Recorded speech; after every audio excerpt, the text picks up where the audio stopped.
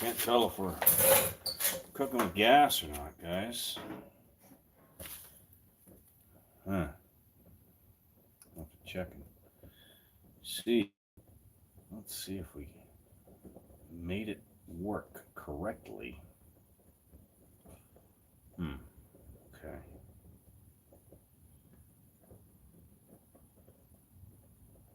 I think we got it. Can't quite tell. Yeah, it looks all right. Okay. We got the double phone power going here. Maybe I don't need to shoot. What is the problem here?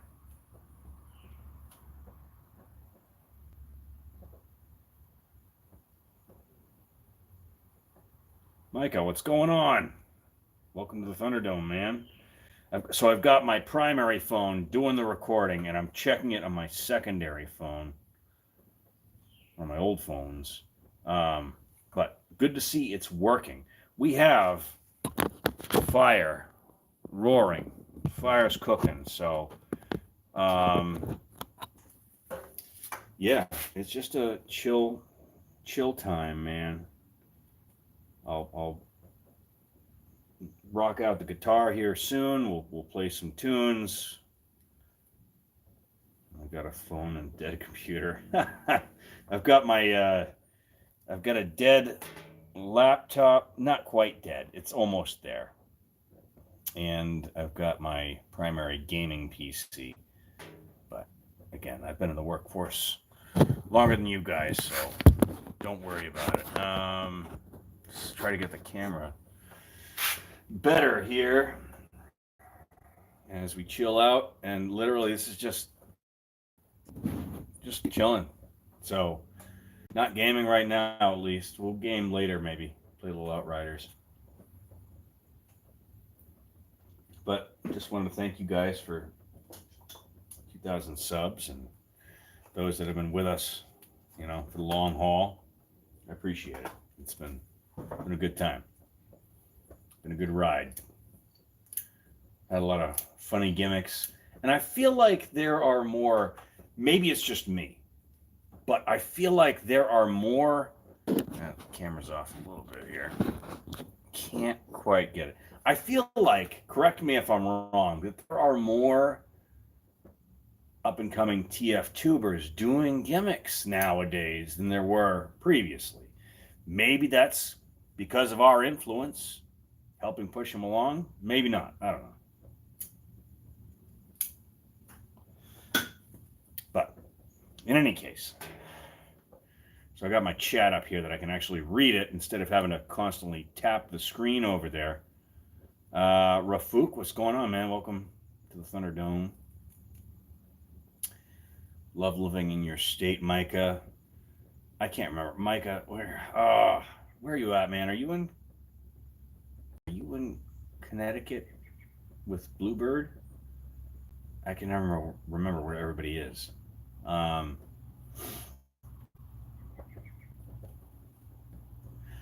Remember the big, the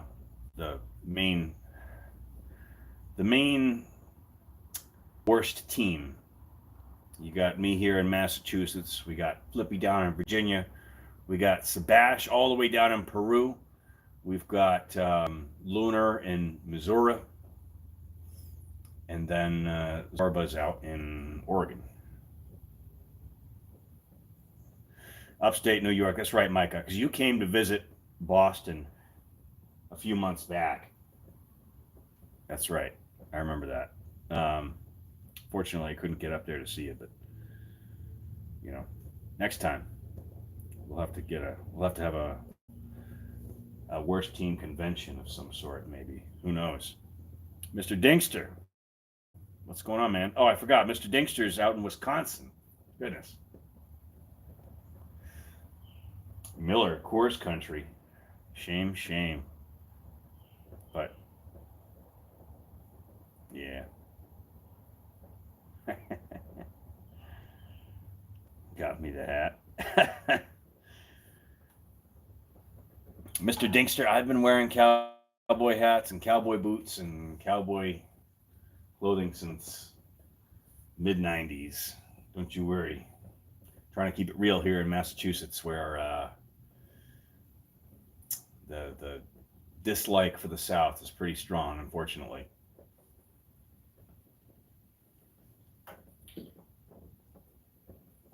Is no problem though.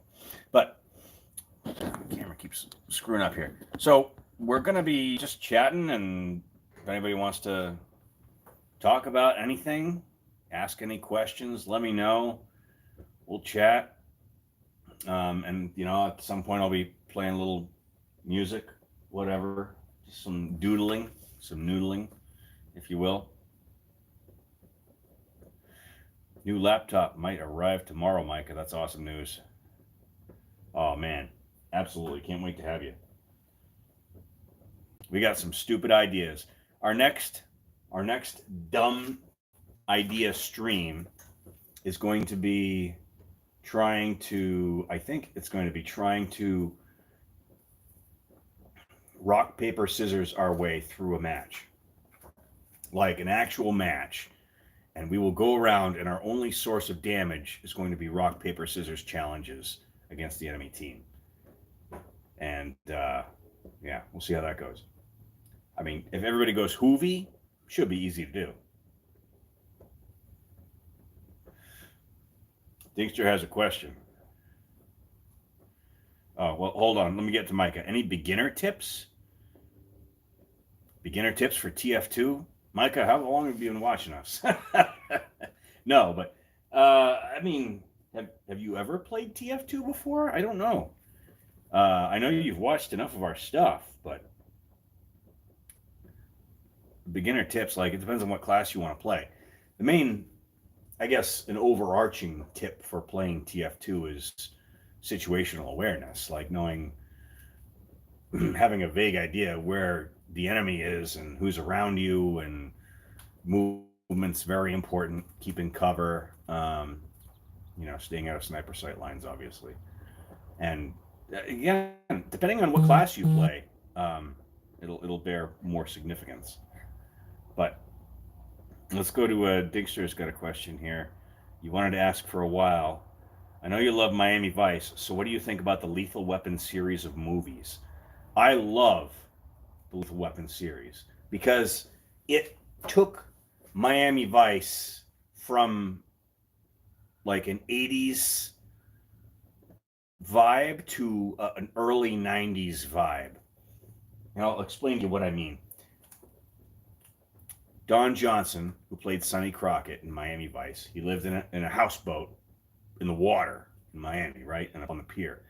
And he wore the white sports jacket with the white pants and the pastel t-shirt. And he was cool, man. He was just cool for the 80s. And you've got the translation of that into Mel Gibson living in his trailer on the beach. Same idea, same badass character concept, living by himself, free of the constraints of relationships and all the pain and idiocy they cause. And he's doing things his own way, man. He's a cop that's focused on the mission, not worried about the other stuff. So, memorable stuff from Lethal Weapon, I've got diplomatic immunity, consider it revoked. Or never forget Mel Gibson relocating his dislocated shoulder on the edge of the pier there. Like, that's good stuff. I love the Lethal Weapon stuff. So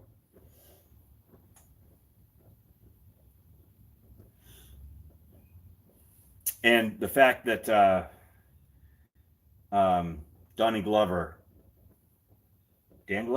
oh my God, which one is the son and which one is the father? I forget.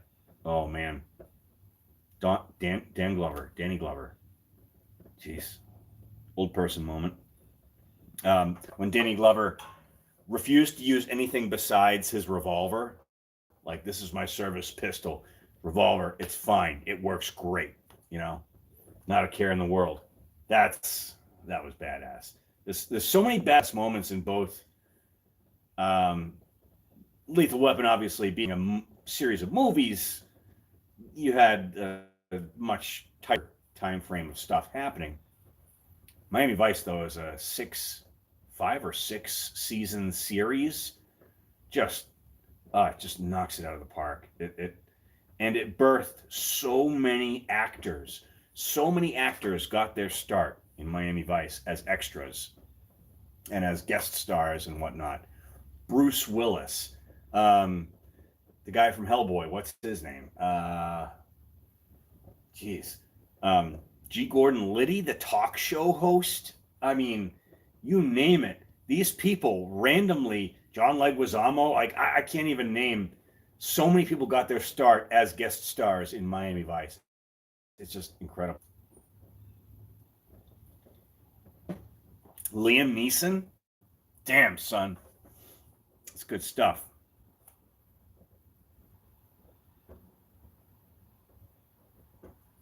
Murtaugh using a grenade with the pin pulled in the first movie in the standoff is so awesome. I need to remember that. Can't quite remember that scene, but I get it. And of course, we all know the plane one was made after Captain Holt from Brooklyn 99. Micah says, I have not seen Brooklyn 99. I do not care to. It seems like a, I don't know, just a silly series that's, not my favorite. So not in my wheelhouse. But if that's what you guys dig, then go for it. Mike is going to send me the scene in Discord. Awesome. Sweet. So now let me ask you guys some questions. How's your Friday night going? Had a nice time at the local tavern tonight. Got a roasted garlic, ham, and red onion pizza with extra sauce that was just delicious. Even though it was a short week with the holiday on Tuesday, it's one of the longest weeks of the year in terms of actual workload. So it's been a interesting recent time for us in the beverage industry. But tell me how your weeks have been. I know some of us chatted last night during the stream, but curious to hear if anybody else has anything to say. Oh yeah, Dingster. Recovering from the COVID. I mean, as long as you've got barely any symptoms, like okay, you get a headache, you feel tired, whatever. I don't think I ever had COVID. There was one day that I felt like completely wiped during the whole thing. I forget what day it was. The only thing I remember it was the day before, or the day after the 2020 election vice presidential debates between Pence and Kamala Harris. And I forget what day that was specifically, but I was like dead. Like I'm normally, I get a little muscle weakness from working out or whatever, but man, that day I was just useless. I was worse than I've ever been. I didn't get tested, but probably should have. If I ever got COVID, that was probably the Omicron or whatever it was. Table, what's up, man? Friday's been pretty good so far. Found out you're going with some friends to the range sometime soon. Try out some cool stuff of your dad's. My dad has tons of cool stuff. My uncle gave me some cool shotguns. I haven't gotten to the range myself in a long time. My most recent purchase was a Smith & Wesson 686, 357 Magnum. Absolutely beautiful revolver. I was tempted to use it in like some sort of spy video, but I was worried about what YouTube might think about like me flashing an actual piece on camera. I know there are channels that, go out and they literally just shoot targets and stuff and rate weapons. It was just, I don't know. I got kind of cold feet there, but maybe I shouldn't have. Maybe I should actually show it at some point. And Dinkster's got some pizza on the way. Excellent. Hopefully, good pizza, right? No cheese pizza. Cheese pizza is boring as hell. You got to put stuff on that, man. Jalapenos, bacon, you name it.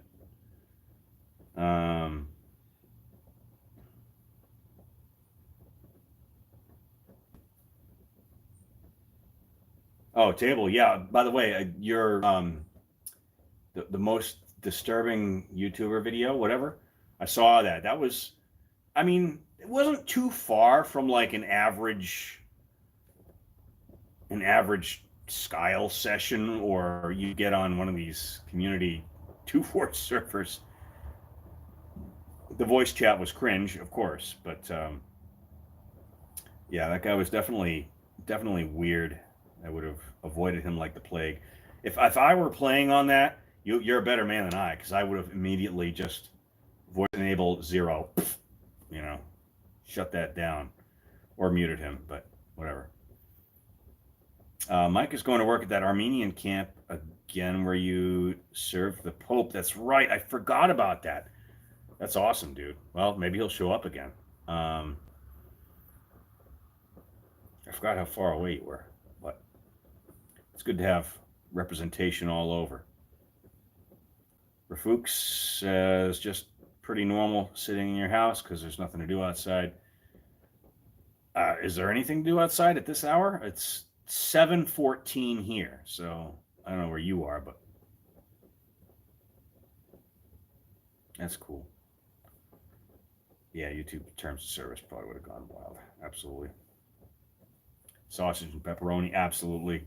Solid choice. I mean, meat lovers or Supreme, you know, all day, every day, baby. Voice chat was funny, but it got pretty bad later on. Yeesh. I've had that experience.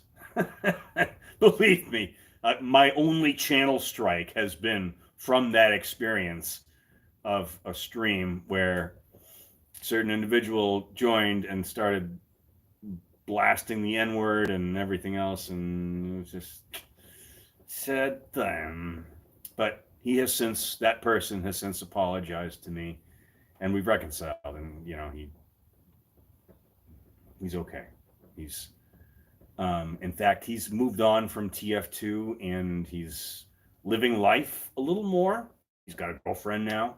He's just getting away from the computer and stuff and shunning his old ways, which is really great to see.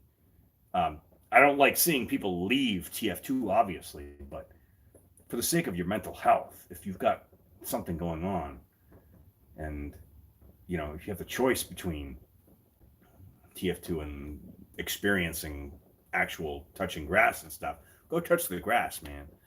Someday he'll find the balance where he can actually go back and do that. So I'm looking forward to that.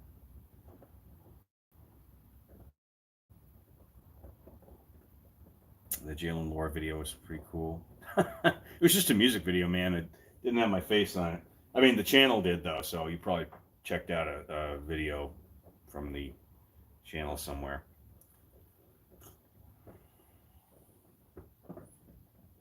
That was literally when I first had been stationed down in Mayport, Florida.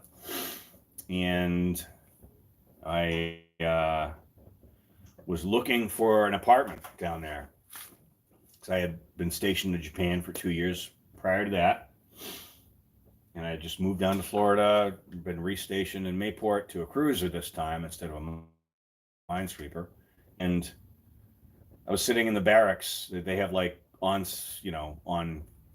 base housing, temporary housing for those that are transitioning. And just really radically saved, really radically touched by God during that whole thing. And so I got this itch, and I was like, I've got this guitar. I bought the guitar in Hong Kong. I've been playing it once in a while. I was like, now is the time. Let's make something of it.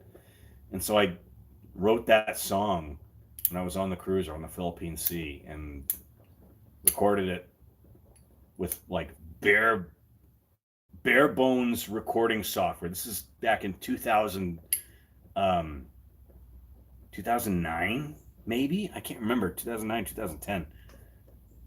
And it was like, ugh, by today's standards. But back then, to me, it was like, whoa, I can add all these sound effects in and do the multi voices and the self harmonies and stuff.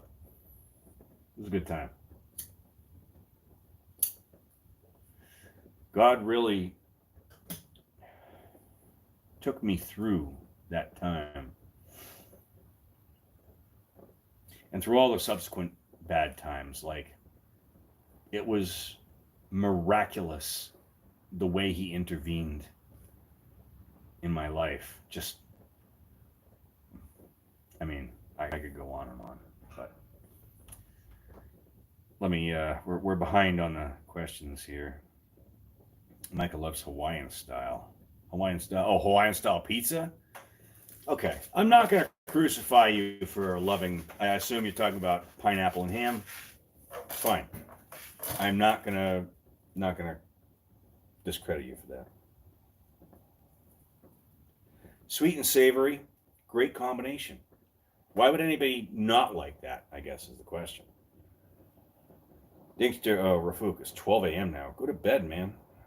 Goodness. I appreciate you swinging by, though, Rafuk, but you don't have to do that. You can go to bed. Dinkster, speaking of voice chat, is playing 2 Fort legitimately for over an hour today, and there was this dude who I swear had the actual worst possible mic quality. Sounded like a dollar store mic was. Next to an angry beehive. That happens. I've been there. We've all been there. Come on, guys. How many of us have had that default mic on the headset? You know, crappy whatever quality. That's within reason.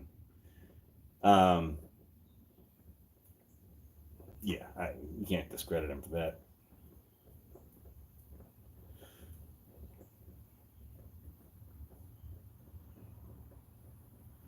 What's up, Hertz21? Welcome to the Thunderdome. Appreciate you swinging by. Yeah, we're just chatting. Maybe play a little music soon. Seeing what everybody's up to, and any questions you got, any stories you want to tell. Happy to comment on your stories too. You know what I extremely have honed in on recently is the fact that all these TF tubers, they're like jittering as we lead up to whatever the update's going to be. Like, we don't know what the update's going to be. We have a vague idea, but all these TF tubers are putting out videos of what I want, or what the TF2 update should be, or here's what the absolute minimum I'll accept for the TF2 update or something. And it's like, guys, come on, really? Get out of here. I think Great Blue put out a 48-minute video. I watched the first 5 minutes. It's like, okay, I'm not going to sit around for the 48 minutes of you pining over whatever bug fixes you want to see. Like, we've heard it all before. We all know all the problems that TF2 has. We've been very, very acclimated to the issues that TF2 has. You don't have to spend an hour lecturing me on these things. Not to piss on Great Blue, but I mean, every content creator is doing it now, and it's getting really annoying. I refuse to do it unless I do a parody of it. But I don't know if I can do an honest parody of it. Maybe I should. I don't know. I turned down the fire so I don't waste all the propane right off the bat here.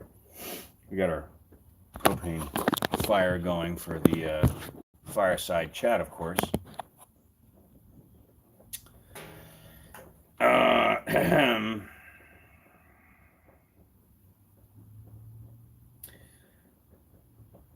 They should be glad there is one, to be honest. I'll take anything. Absolutely. And that's, oh God, the stupid, stay still. That's exactly what people should be focusing on, Table, is that there is actually going to be an update that we can sink our teeth into. Yeah, okay, maybe it's just whatever stuff, but it's better than nothing, you know? This community has been pretty much self sustaining for how long now? God, stop doing that, camera. All right. Yeah, this community has been self sustaining for how long now? And we're fine. Like, if TF2 never got another update, we'd still live. We'd still be okay. Soldier, Rick May himself, voicing Soldier, says, we are going to live forever. So, you know, that's, you got to take that as canon, right? Dinkster asks, I don't think I've ever asked this question, but what is, in your opinion, the absolute worst map in TF2? If not worst, then least favorite. So, my least favorite map in TF2 is Suijin. I don't know why. I just hate playing that map.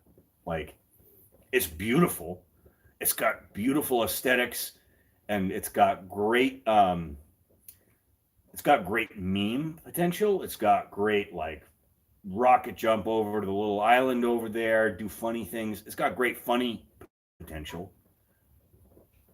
It's just not fun. It's not fun to play for me for some reason. I don't know why.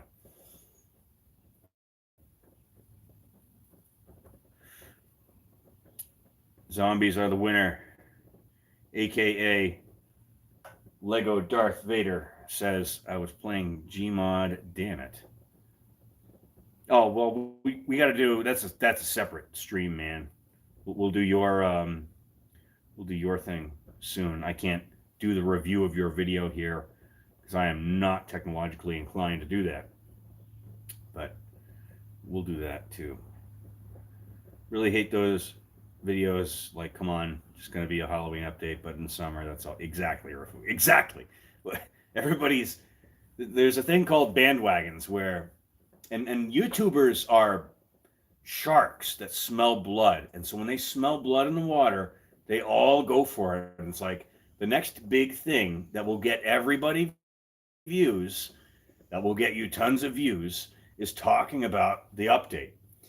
And because the update hasn't happened yet, they put these ambiguous titles on them like, whoa, TF2 update news, or TF2 update potential something or other. And it's like, they're just, it's such clickbait. It's not really clickbait, but it kind of is.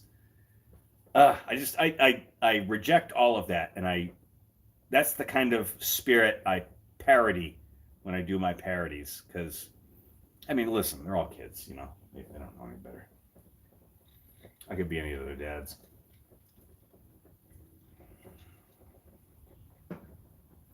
Just fix the bots. That's all we want, a Whammo type of video. Is Whammo even around still? I know, new channel. So as I gotta say, take this with a grain of salt, okay? Pull myself forward here into frame. As bad as Venusian Rapper was,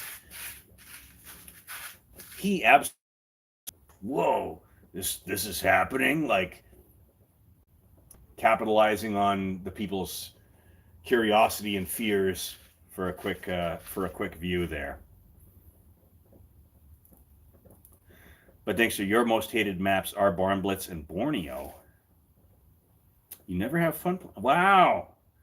I don't mind either of those, actually. In fact, I have a video queued up at some point in the future I got to work on about Borneo. Barn Blitz, no, it doesn't really bother me. I will say Barn Blitz it suffers from the one-sidedness, like where you hardly ever find an even match on Barn Blitz. It's either a complete roll or it's impossible. So I guess you can hold that against it in a way. Also, Dinkster, have you not, maybe you haven't been in the chat long enough. You should absolutely be a moderator here. I don't know why you weren't before. Maybe because you hadn't chimed in. Table's least favorite map is Five Gorge because last time you played the map, it took 6 hours to complete one round. I believe it, absolutely. The only way you can beat maps like that is with a spy. You get a spy, and you go. If you get the last 4 points, you get the 4 points.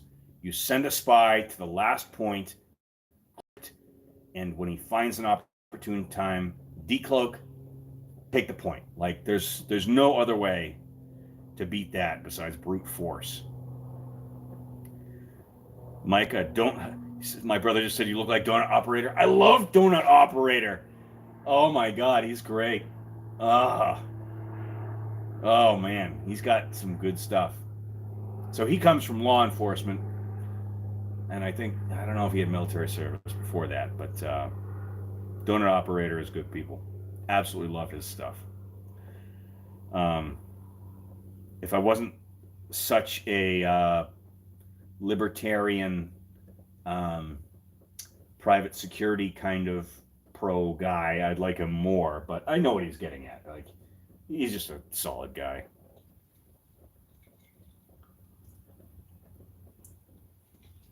Hightower's up there for you, Dingster, because it sucks to play the objective. That's one of the maps you just don't go to if you're looking to play TF2. If you're looking to play like a normal map, you don't go to Hightower. Just as the same as you don't go to Two Fort if you're looking to play a competitive kind of match. You don't go there.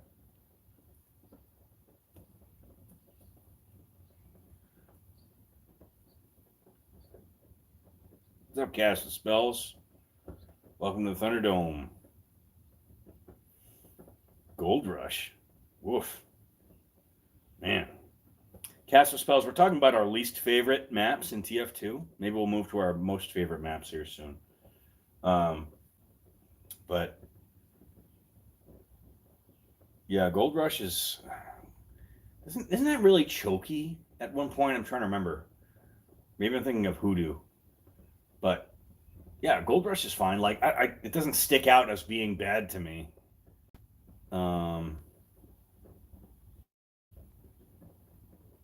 Oh, that's where you met Zorba. Nice.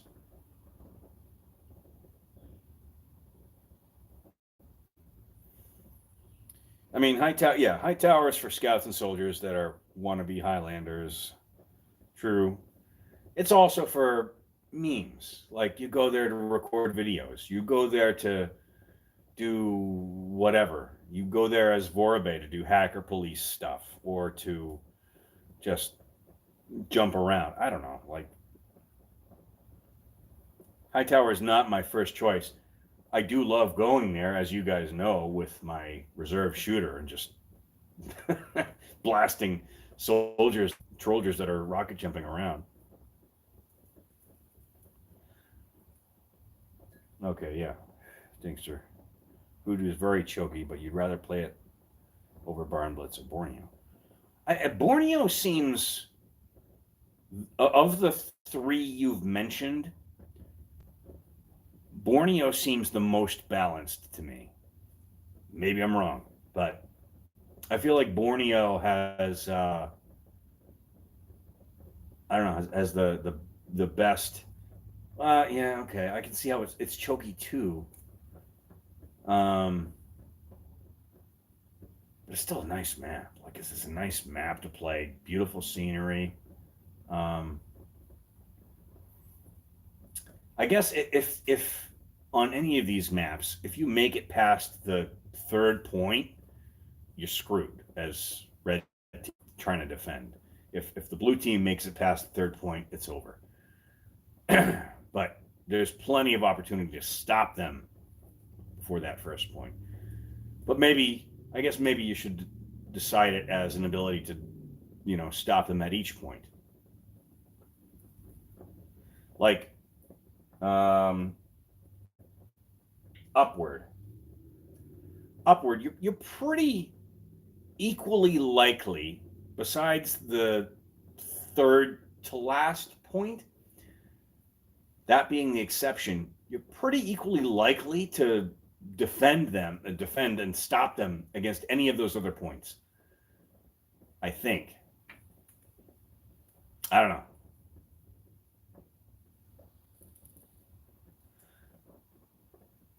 Going ahead, what's up, man? Love Upward, perhaps a little too much. It's your first played map, and I've seen a lot of SFM videos of Upward. Yep.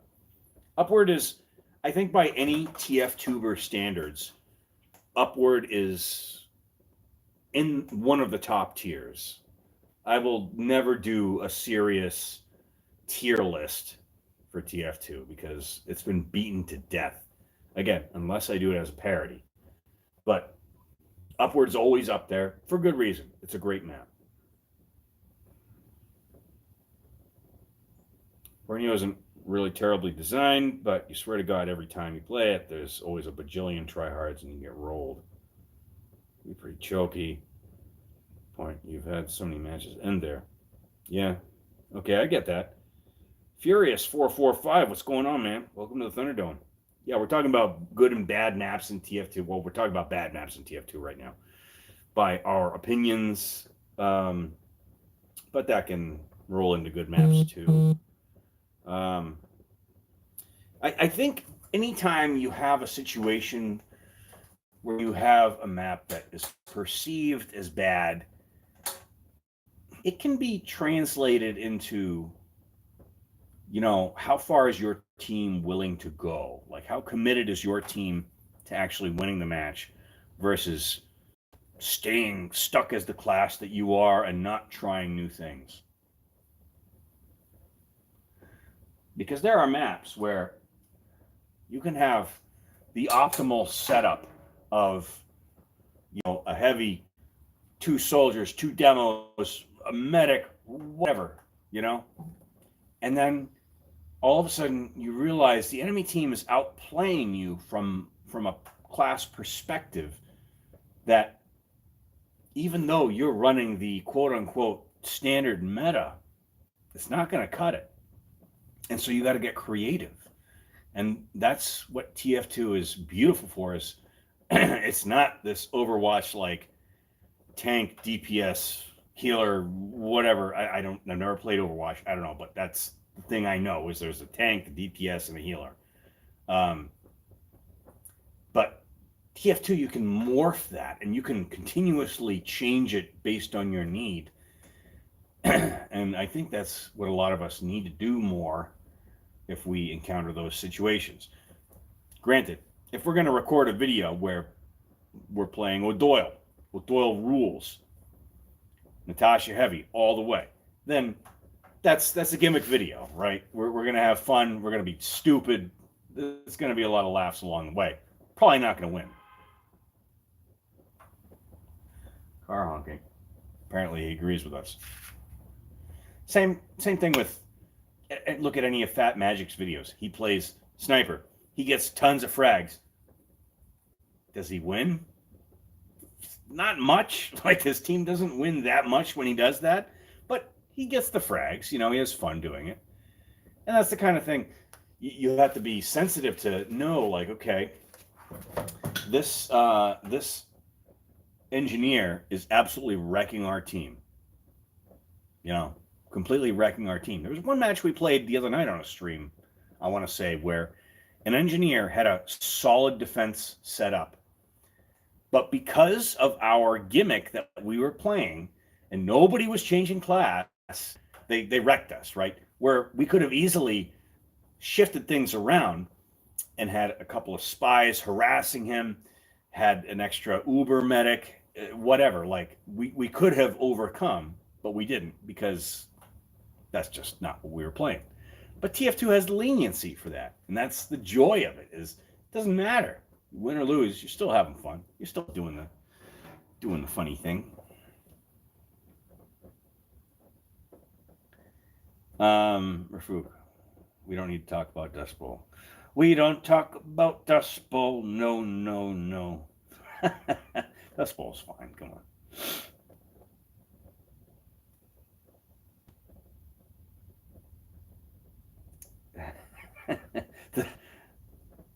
Not sure why in the comics they were so mad about the gravel pits. Yeah, I do like Dust Bowl though.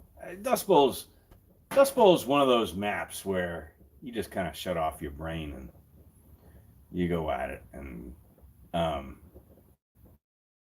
yeah, sure, but I guarantee you things change when you start. There's not many flank routes on that map, certainly not. But when you start taking that that under that tunnel underneath there, it throws everyone off because nobody goes down there. Anyways, um, mm, little Jim Beam, delicious. Also, it's really hot, but Dust Bowl is fun if you got a bunch of friends and the party on a weekend night. Yeah, so is Dungeons and Dragons. We should make a Dungeons and Dragons group. All of us here. In any case, play a little. I don't know what we got.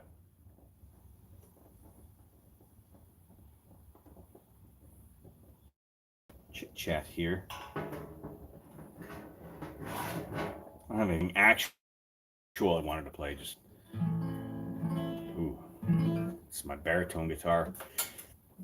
It's tuned 4 notes below regular guitar.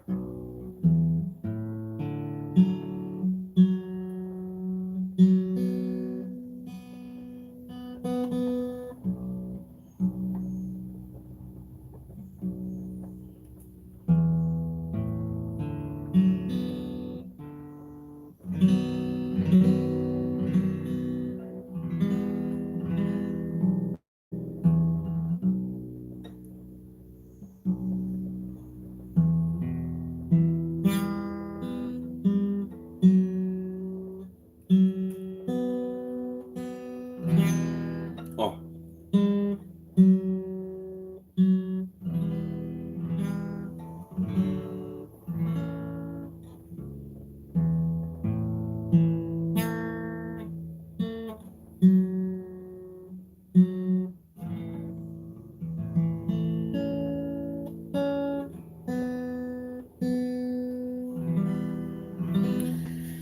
so I don't have anything actual to play here. Maybe a couple of Paul Wilbur songs. But if you guys got anything you want to hear, let me know. As long as it's not too difficult. Since you said the booze is hot, have you ever done a flaming shot? Yeah. It's probably one of the ones you drop in a pint glass of beer, and then you drink the whole thing together. I don't think I can do more gun. Sorry. Um,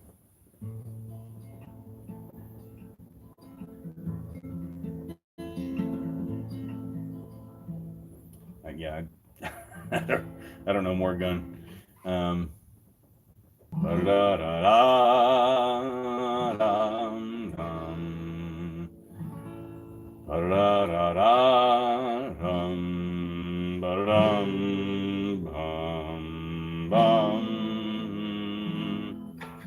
is that it?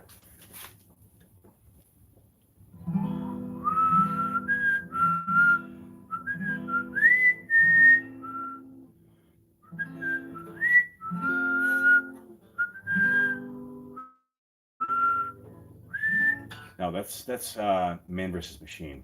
Never mind. I'm mixing it up. With Morgan.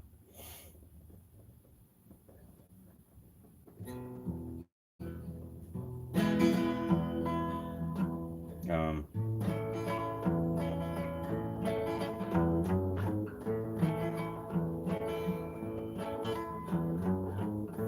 hey, look, buddy.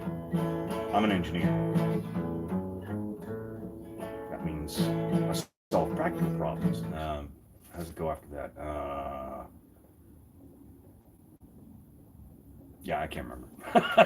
Sorry, guys. Not as good. Was that it? I don't know. We do what we can with what we have here. That's one thing I've learned and played so many songs over the years, and I actually never learned to play TF2 songs.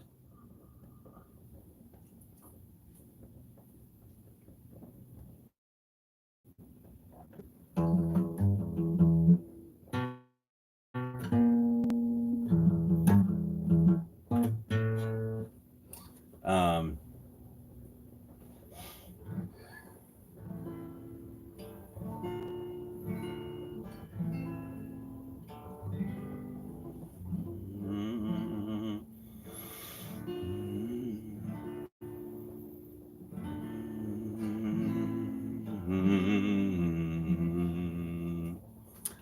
what was that song? That was Paul Wilbur.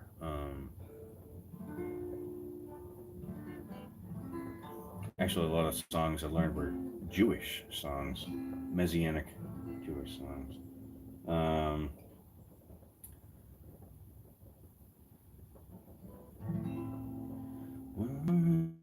Blessed is he who comes,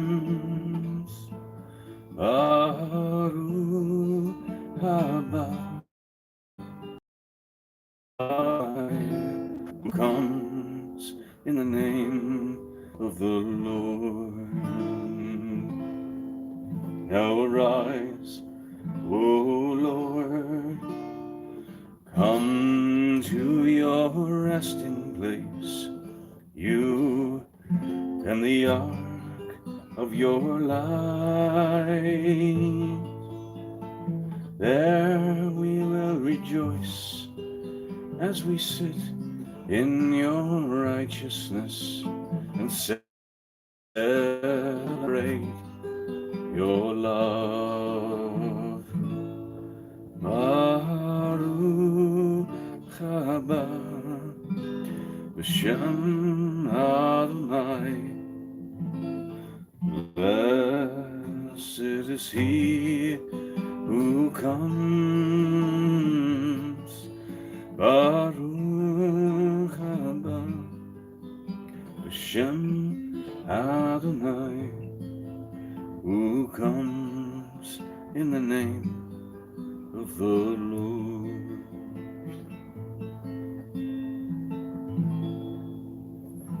I'm trying to think of any others I can pull off out of my butt here. You know, there's 3 versions of More Gun. Your favorite is the second version because it has harmonica. He's feeling riding a train. Oh yeah, okay. Trying to think of. That wasn't More Gun though. That was the MVM one that I was playing before. Hold on. Pull up More Gun real quick. Bum, bum, bum, ba-dum.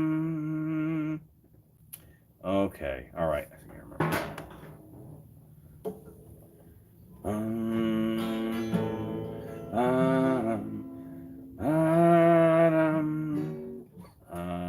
Is that a B? I'll drop this down.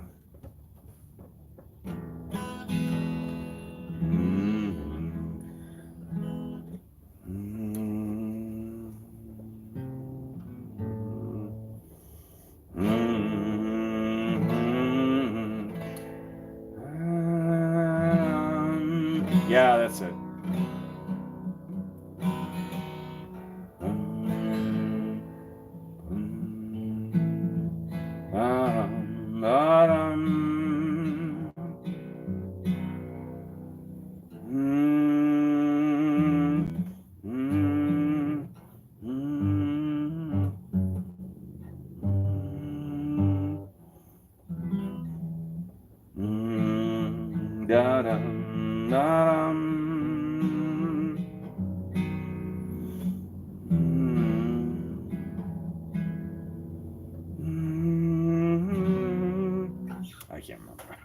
Sorry, guys. Not so good with the TF2 stuff. My fault. First version, the easiest to play on guitar. Yeah. Yep, that'll do it.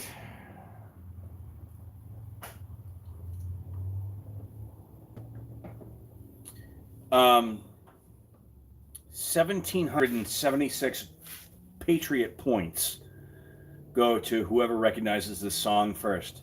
And it's going to be Dinkster, I guarantee you. If I can remember how to play it.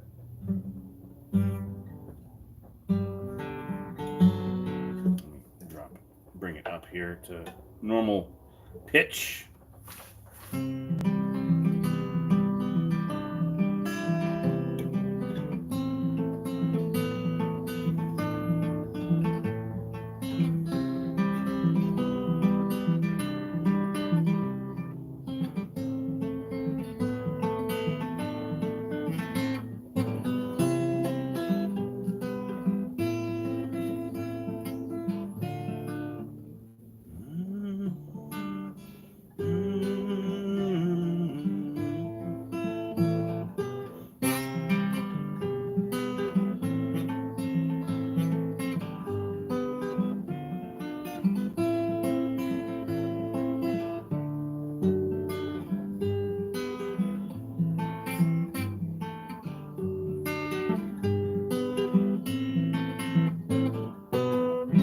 Dinkster, you got to get that.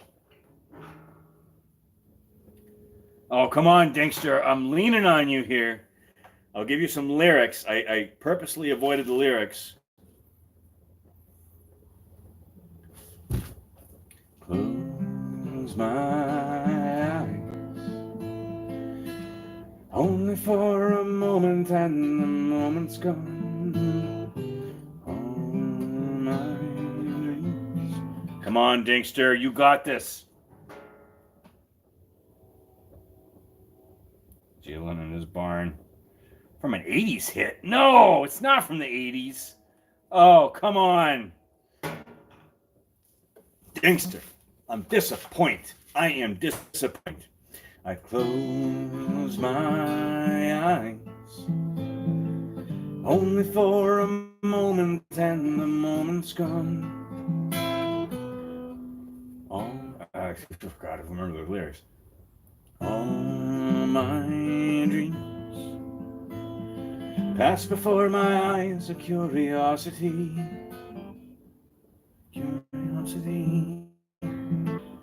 Dust in the wind. All we are is dust in the wind. We are is dust in the wind. All we are is dust in the wind.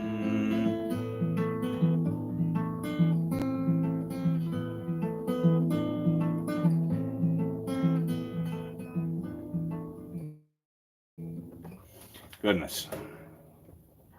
I am disappointed. There you go. Okay, he got it. Dust in the Wind by Kansas. Thank God. Trying to think of some others. What are some of the good ones? Here's a little tougher one. I'll give you a hint in advance if I can remember the riff, the chords.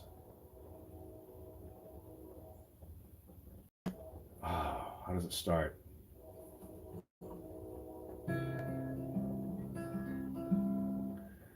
Oh, yeah, there we go. Ain't no use in calling out my name, gal, like you never done before. Ain't no use in calling out my name, gal, I can't hear you anymore. When the rooster crows at the break of dawn, don't look for me, 'cause oh God, how does it? Rooster crows at the break of dawn, don't be worried, 'cause I'll be gone.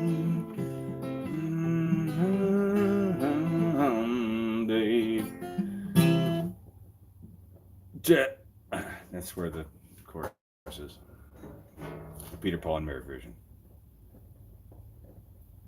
What's up, Sebastian? Welcome to the Thunderdome, man. So, Dingster, search your Peter, Paul, and Mary memory for a song written by Bob Dylan but made popular by them. Ain't no use in calling out my name, gal, like you never done before.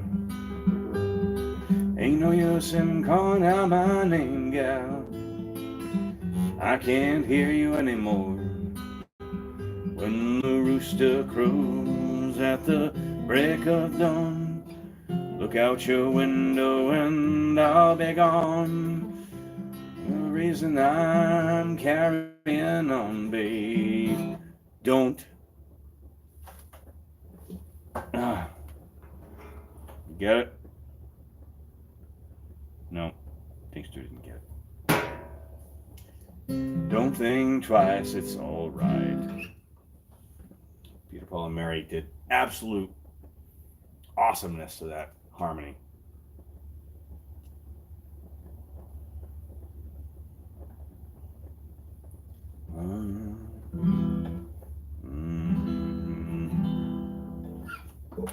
Get to the lower register here a little bit more.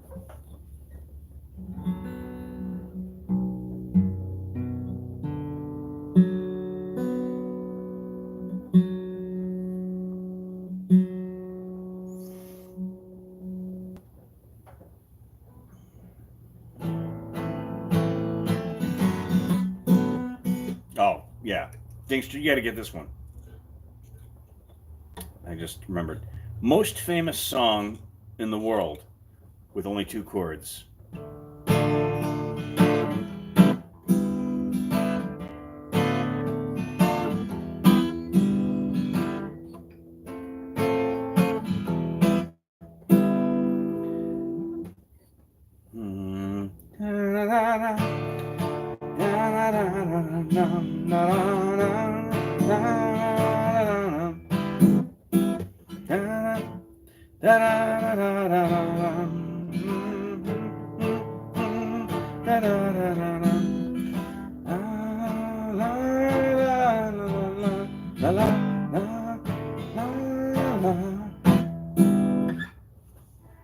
You guys paying attention? These are classics. You've got to get them. Well, I guess we have no guess. Oh, Dingster got it. Horse with no name. Good. Excellent. Excellent.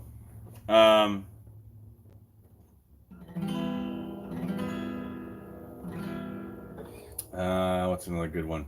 Do one more, and then we'll go back to chat for a little bit. What is the one I'm thinking of? Oh,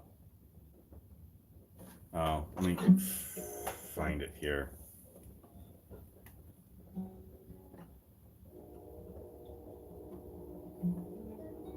Oh, shoot, where is it?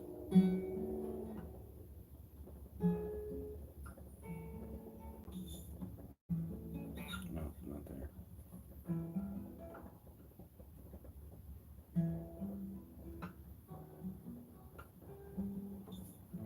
Yeah, there it is. I gave it away already, Dingster. You got to have this one.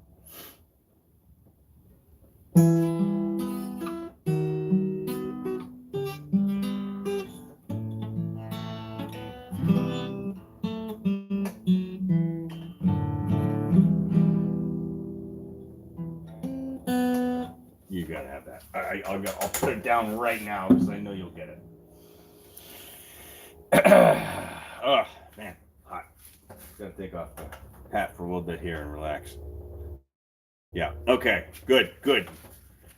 I have not lost faith in humanity because we have Dingster holding down the line for classic music. If I can get this situated right here. It is hot here, guys, not gonna lie. Whew. Mike, once rode out west in a camper. Your father played that one and said we should name it. So we named it Reggie. Cruise America Thor Class Motorhome. Nice. So, Dingster, I have to tell you, in case you didn't know, when Tenacious D did tribute to the best song in the world, some of the non-canonical versions of it by them basically break into Stairway to Heaven, saying that is the greatest song in the world, and that's the one they were doing to fight the demon there. But I agree, it's definitely not the greatest song ever. It was the best song in the world. It was the best song in the world. Look into my eyes and it's easy to see. 1 and 1 make 2, 2 and 1 make 3. It was destiny. Once every 100,000 years or so, where the sun doth shine, the moon doth glow, and the grass doth grow. Grass grows, birds fly, sun shines, and brother, I drink Jim Beam, smoke.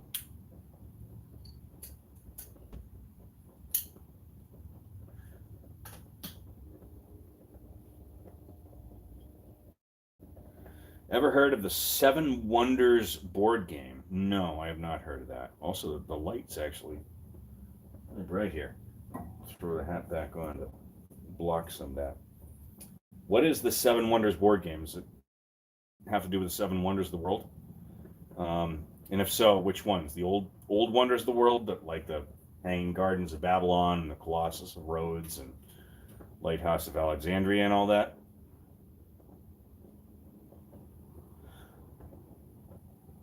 Best Led Zeppelin song is Rock and Roll, or their cover of When the Levee Breaks.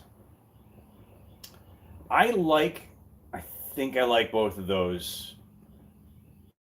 About Kashmir just gets me, man.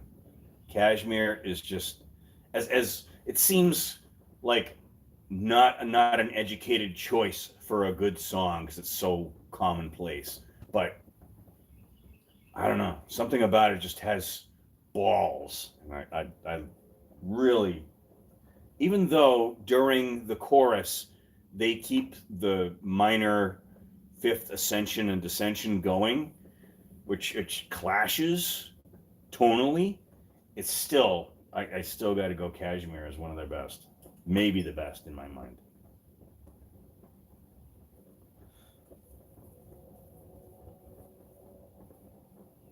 Stream's buffering. Uh-oh. You guys okay? Card game where you build a city. Oh. Huh.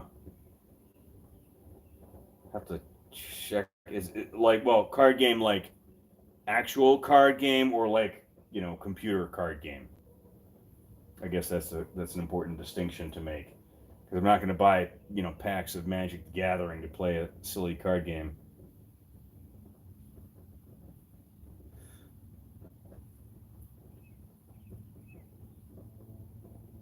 Sebastian does live in Machu Picchu's country. And you know what, Sebastian? When I do trivia, there's a bunch of good trivia stations online that I listen to. And when I do them, I get the questions like, what area, what country did the Incas populate, and blah, blah, blah. And I'm always like, yeah, it's Sebastian's country. It's Peru, baby.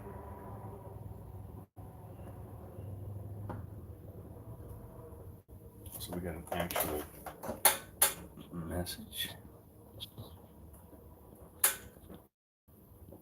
I don't know who that is. Yes. Huh. Weird. Hope that didn't mess up the stream at all.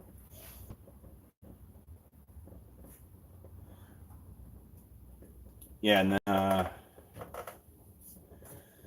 obviously we have our, I think of all you guys, we have our distributor out in Wisconsin. Every time I message those Beechwood guys, I'm like, they're probably right down the road from Mr. Dingster. So you guys are all close to my heart.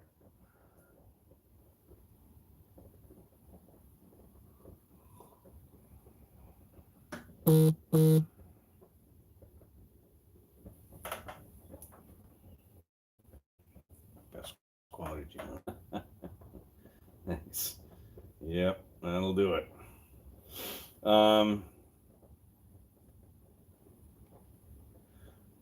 We talked about the worst TF2 maps. Let's talk about the best TF2 maps. And I'll start the discussion here. Two Fort is the best map in TF2, hands down. It is the map that defined a generation, that defined the meme that everybody finds themselves starting on, trying to learn the meta, learn the class functions, learn how each class operates. Two Fort is S tier, the best TF2 map. After that, whatever. I would happily say Upward is up there, as I said before. Upward's a great map. I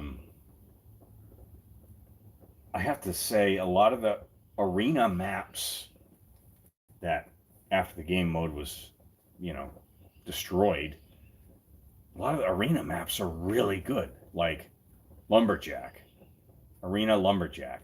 That's a great map. It should be translated into a King of the Hill map, but it's not because nobody cares. But I care. So tell me, what are your favorite maps in TF2?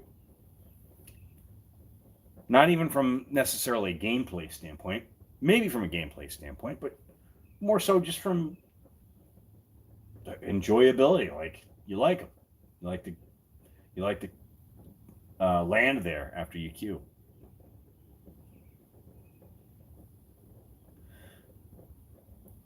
Sebastian says Upward. Yeah, absolutely. Two Fort is old but gold. It's the one map, Thinkster says. It's the one map I can consistently have fun on and do whatever the hell I want on it. Badwater and Harvest are up there too, absolutely. Well designed for every class.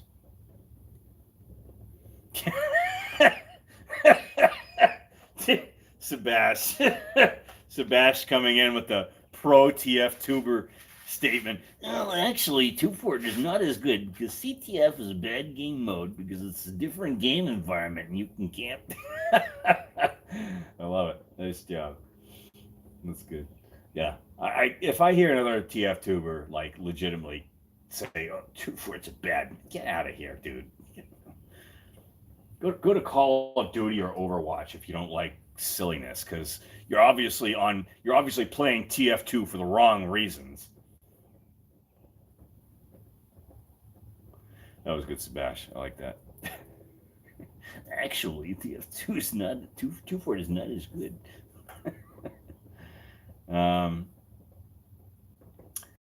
What's another good one I always enjoy? Even though okay, this one I will concede.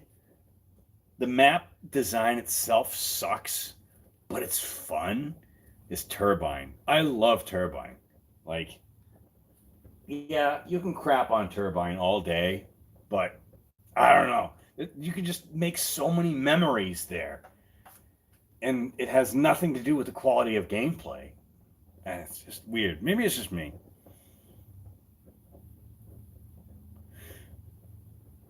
Yeah, Uncle Dane did crap all over Two Fort, didn't he? Maybe I'll have to fight him in Mortal Kombat or something. I don't know.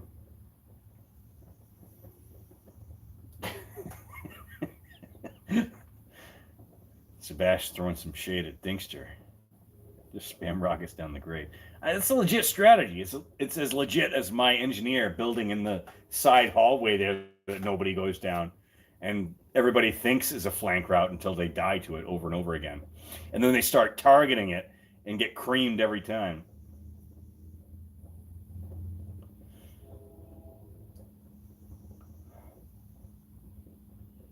Pyro Shark is also good on Two Fort, Micah. Yep, that's a good point.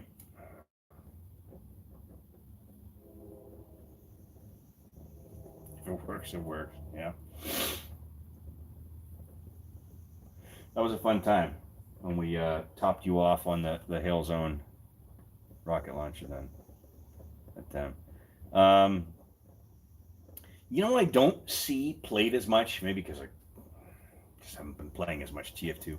I don't see as much, not well,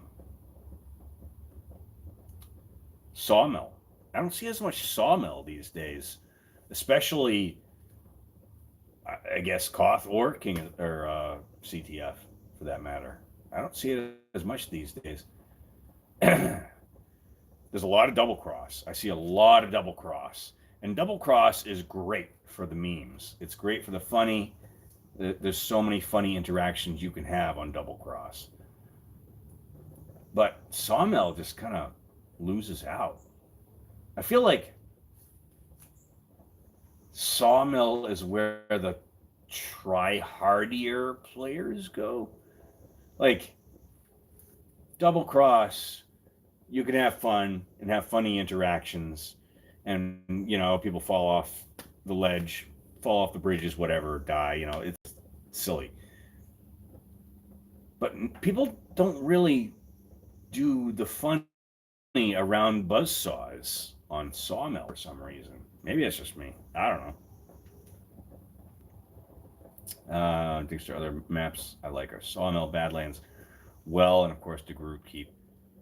Hellfire. Ooh, very fun map. And I'll actually get a manpower map. I stay away from the manpower stuff, man. That's Flippy's territory. Flippy has total dominion over manpower.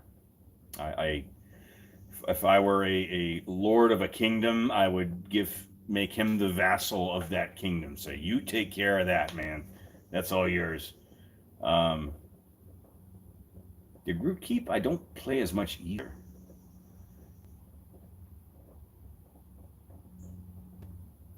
Because I don't know. When I play, I guess I should expand my repertoire. But when I play TF2, I play to go hard, as medic, improve my medic skills, get those sweet Ubers, help push the team to victory. Or I'm playing as a total asshat. I'm playing total gimmick mode. Doesn't matter if we win or not. There's not many gimmicks you can shoehorn into the Groot Keep, because the map itself is already like, okay, it's melee only. So what kind of gimmick can you really accomplish there? Maybe that's my problem, because I'm so gimmick oriented that I don't recognize the full potential of some of those maps. I don't know. Maybe. I have yet to meet one that can outsmart Bullet.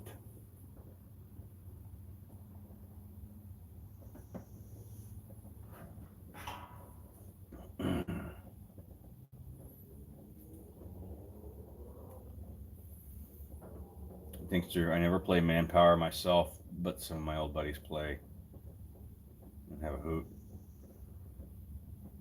We're talking about CTF. Landfall. Sebastian enjoys that. Okay.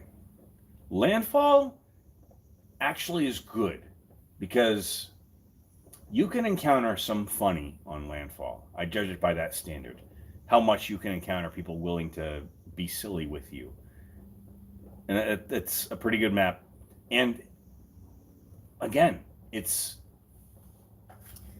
not complex. Like there's two routes.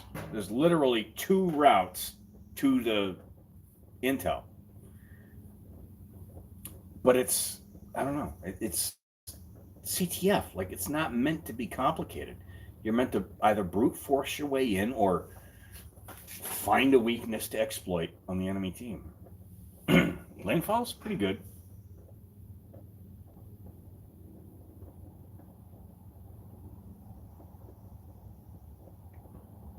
Yeah, thanks. That's what I was saying. Turbine, fun map. Again, by Uncle Dane standards, not a well-designed map at all, but still fun as hell. Like it's got the memes, it's got the funny. So that's the important part.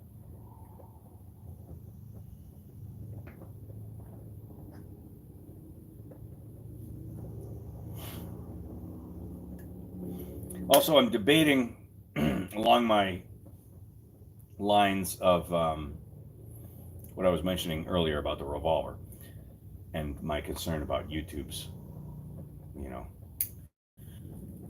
standards.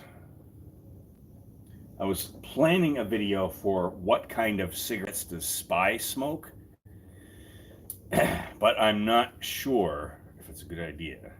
I'll probably do it anyway, just because. But no, don't smoke. That's my advice to you. Unless you want to be wicked cool, because O'Doyle rules. Ugh. All right, now what's the best facial hair cosmetic in TF2 Cuban Missile Crisis, or whatever it's called? What is it called? Cuban Bristle Crisis. That's the one. Because it's got the beard, it's got the cigar. Like, what more could you ask for? I said that even before reading your next sentence. That award goes to the Cuban Bristle Crisis. Look good in every class. Yep, absolutely. Dingster, we are on the same wavelength here. It's true. It's true.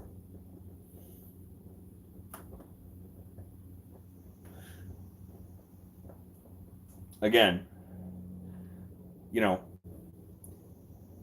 you encounter people that are bad over time, and you have to deal with them. And during the time when the golden age, a year or two ago, when we were starting out and we had that interaction, and Venusian Rapper did an awesome, again, as he is, Venusian Rapper did that video about, you know, playing as Jalen with the Cuban Bristle Crisis, just punching people to death. That was awesome. That was a great video. You can't deny that kind of quality. Just like somebody like Bill Cosby, you know, fantastic comedian. He had great stuff. Was he an asshat? Absolutely. Like, terrible person. But the content, that was a good one. So, give credit where credit's due.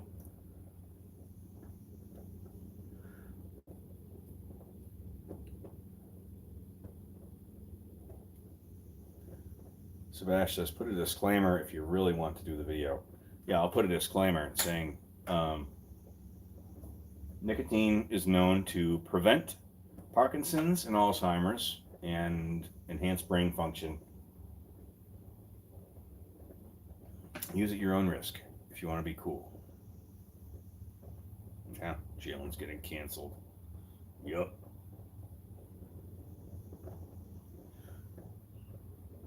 Surprised it didn't happen already. You know, that's another thing, is YouTube definitely has it out for me. Okay? Here's why. Is any video I post, normal videos, streams, whatever, if it's a video that I have a license for the music, I put it in the description, whatever. I clearly have the license, and that's all fine. But and YouTube is like, oh, good to go. But every time I stream, even if it's just innocuous, like totally non-problematic of a stream. So everything's just my fault, right? I'll go to stream Elite Dangerous, or I'll go to stream Outriders, or the aquatic, whatever one we did. You know, we did that game. We searched that game. Stream whatever, and it's all kosher.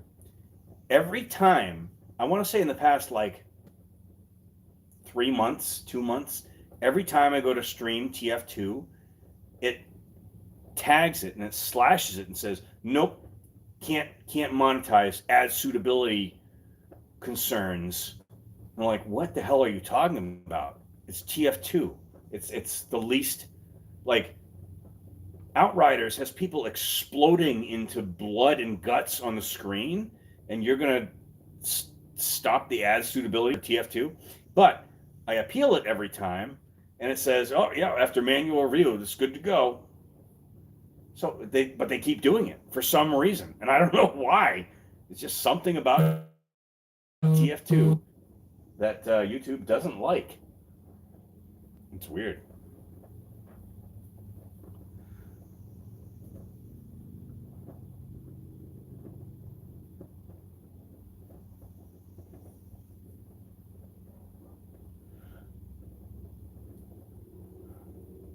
We'll hit up another dumb fake. Now I want to see a dumb fake thumbnail of Jalen canceled. Whoa.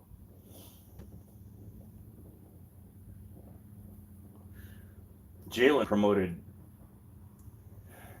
men being responsible for their own actions. Oh my God.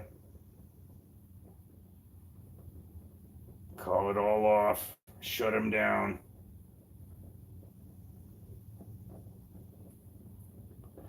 Yeah. Exactly, Conehead. All those clickbait thumbnails of the arrow with the shocked face. Yeah, get out of here. Bluebird, what's going on? Welcome to the Thunderdome. Oh no, it's okay. We're still going. I'll be playing some more music here in a little bit. Hebrew worship stuff and name that tune basically for Dinkster as our resident fellow music expert. So stressful day. Yeah, I hear that.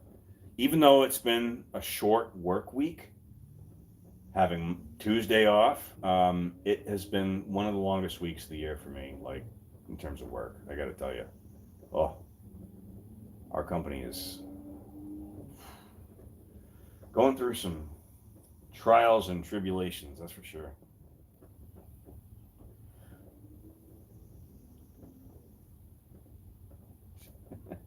That's right, you did name it that.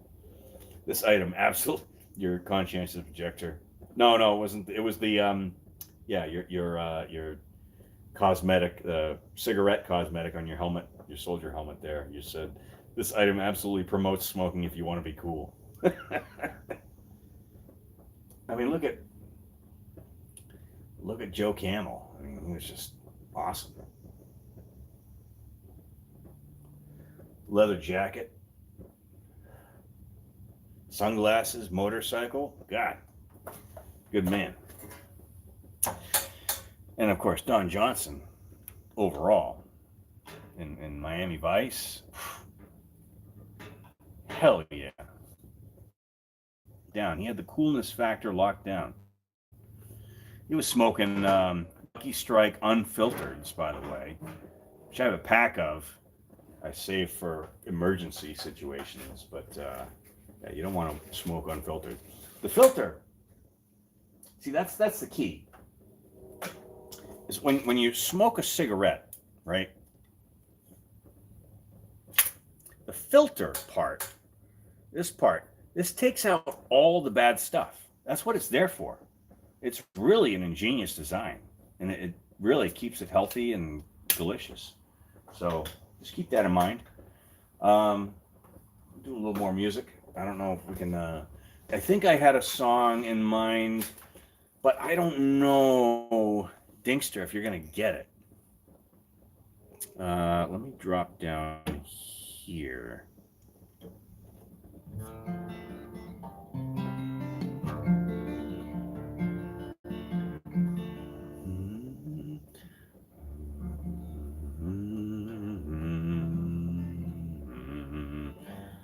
Are you going to?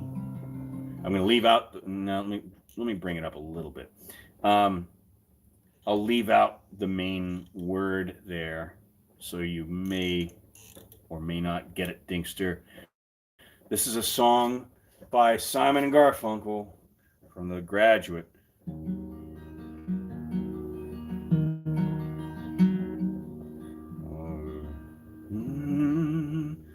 No, maybe Maybe I should drop it all the way down.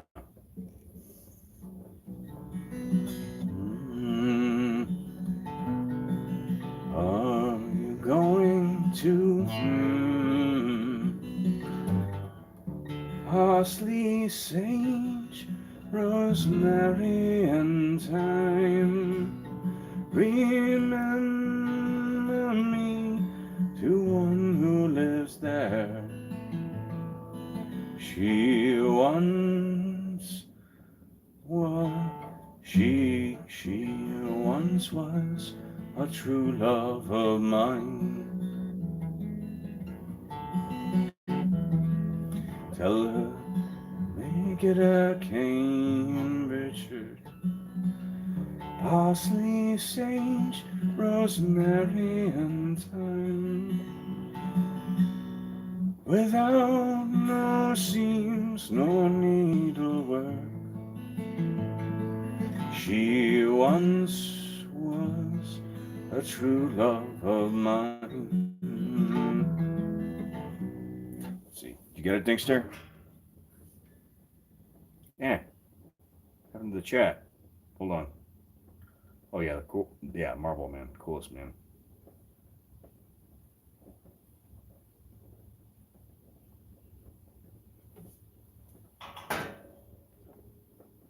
Dinkster, I'm surprised you haven't gotten this yet.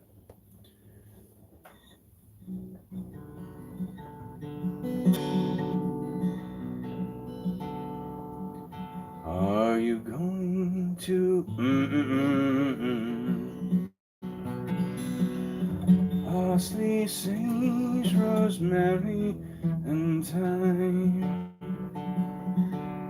Remember me to one who lives there. She once was a true love of mine.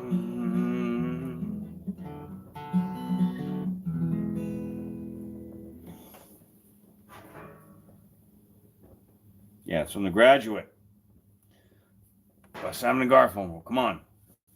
You got this, Dinkster.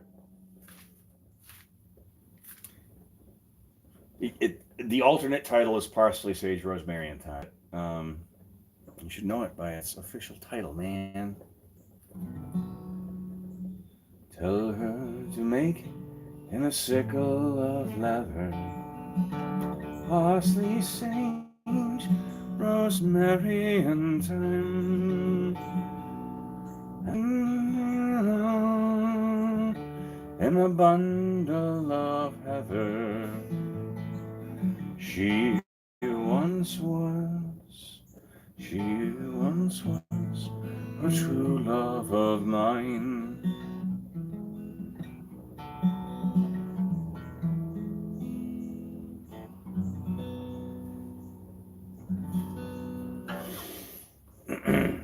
All right. Well, Dinkster thinks about that one. See what else we got here.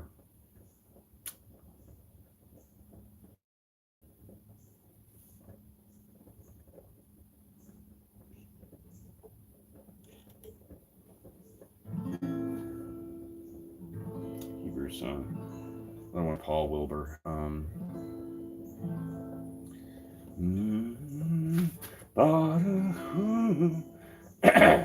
Baruch hu et Adonai hamevorach leolam vayeh. Baruch hu et Adonai hamevorach, darkness into light, arranging the stars to your pleasing. Baruch et Adonai hamevorach leolam vayeh. Et Adonai hamevorach leon's gate. Oh God, I can't remember it.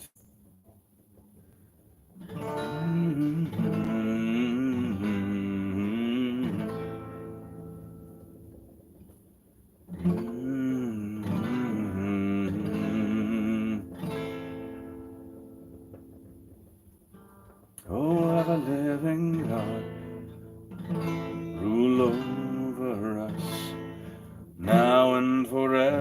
never the same.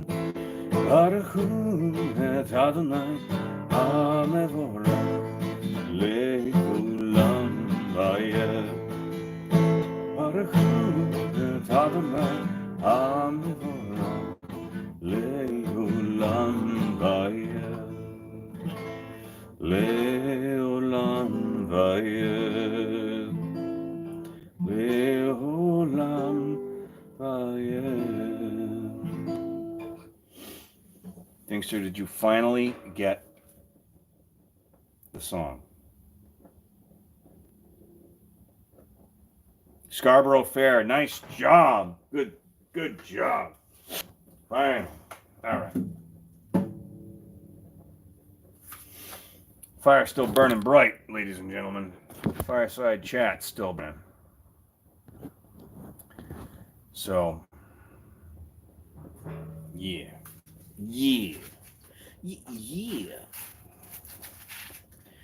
Let's talk movies. I want to talk movies. Drop that off there.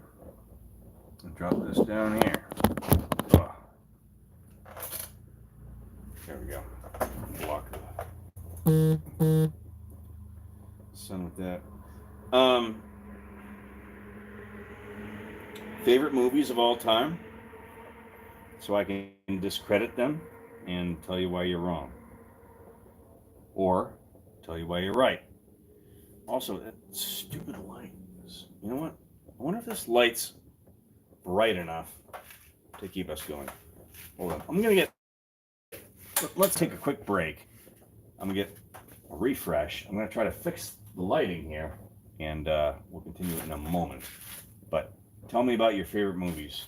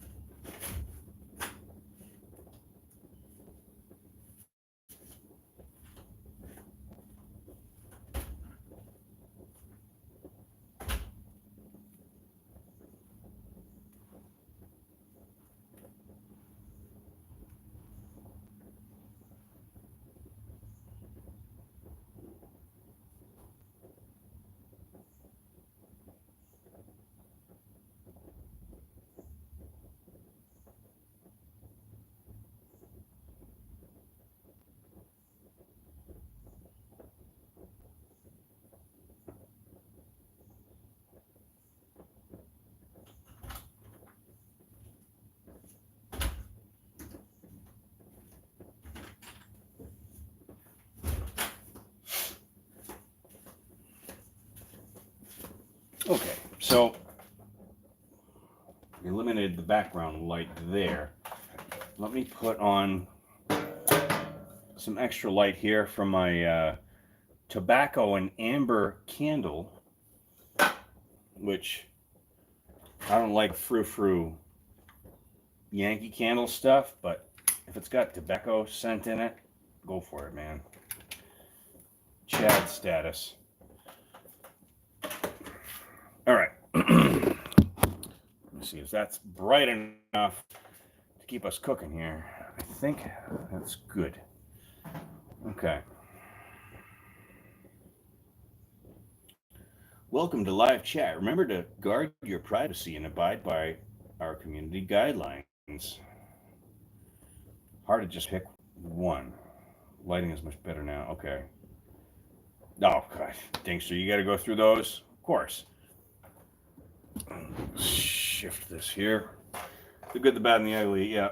Fistful of dollars, a few dollars more, of course. Pulp Fiction. Great choice. Good movie. Yeah. I was trying to think. I had a comment on Pulp Fiction. Pulp Fiction is way before its time in terms of setting up cheekiness in future movies. You know what I'm talking about? Like some of the movies nowadays, they're just really cheeky and kind of annoying. Like they're too self-aware. They're very, very consciously trying to make jokes, But Pulp Fiction does it right. And they nailed it right off the bat. Or I should say Tarantino did it right off the bat. Okay. Why is my phone stream so badly disconnected from what we're doing here? Wake up, phone. Okay, it's thinking. There we go. All right. 12 Angry... Oh, Who Framed Roger Rabbit? Hell yeah. That's such a good movie. That's such a high-budget movie, too, for what they did. Oh, man. If you ever get a chance to watch a video about the making of Who Framed Roger Rabbit, oh, that's good. They went overboard for that, and it absolutely was a good call. 12 Angry Men. I don't think I've seen that one.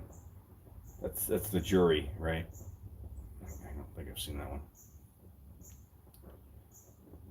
Oh, Batman 1989, of course. The Michael Keaton Batman. How could anybody turn that down?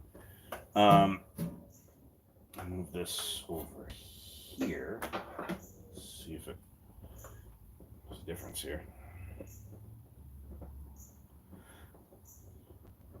Okay, so I was just looking for like your favorite of all time, but you gave me a good selection there.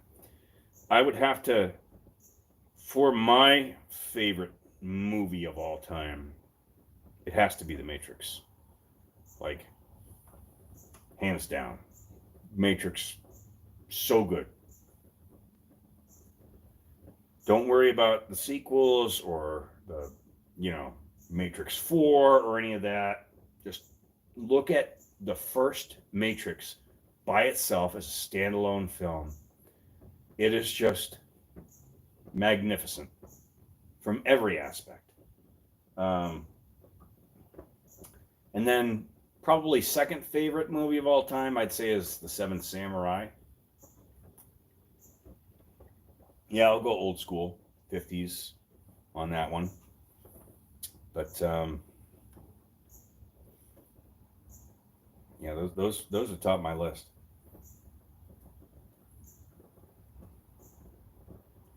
And you want to go further? Again, another Keanu Reeves movie, Constantine.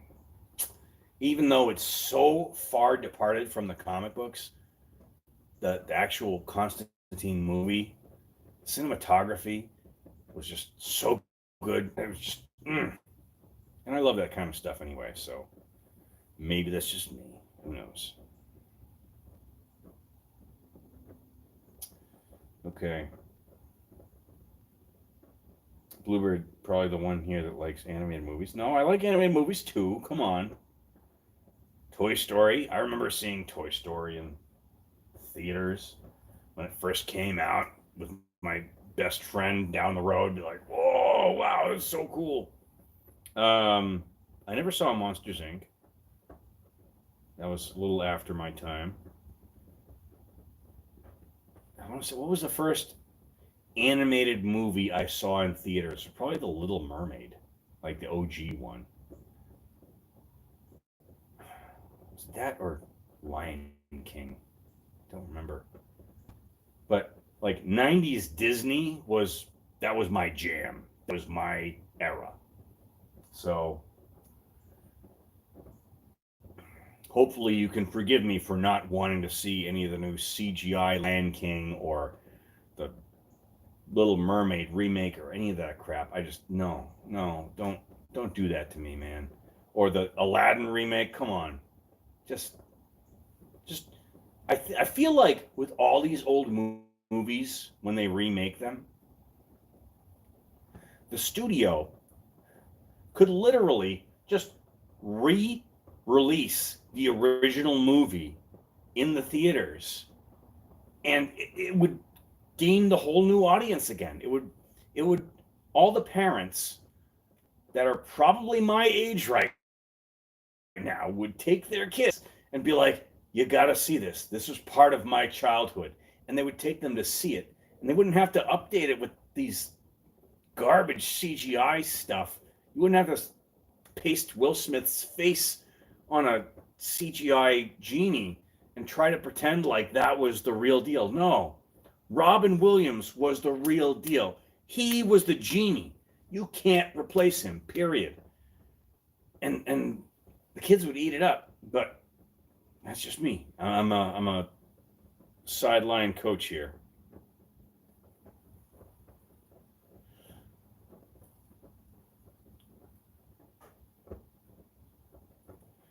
Wall-E, I did see Wall-E on a flight one time. I think I was flying back to Japan, back to my station in Sasebo. I saw Wall-E the first time, and I was like, oh, that's pretty imaginative, pretty cool.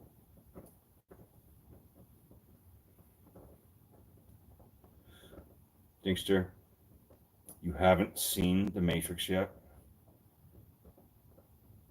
Let's all just stop here and shame Logan, aka Dinkster, for not seeing The Matrix. I'm going to stare into the camera and sip slowly, judging you.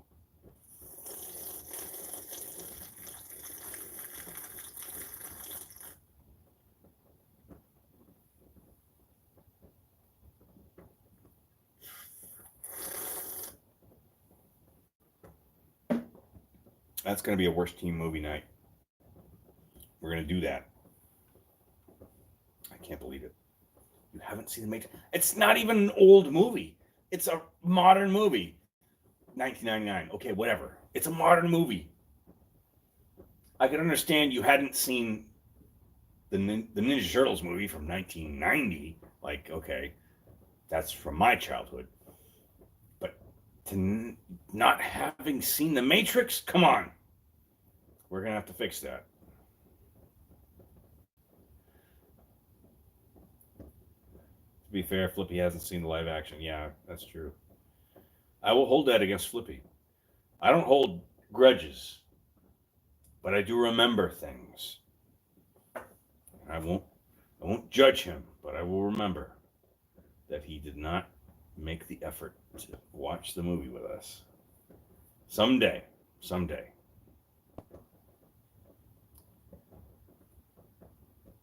Cheap cash grabs, yeah, that's what they are, basically.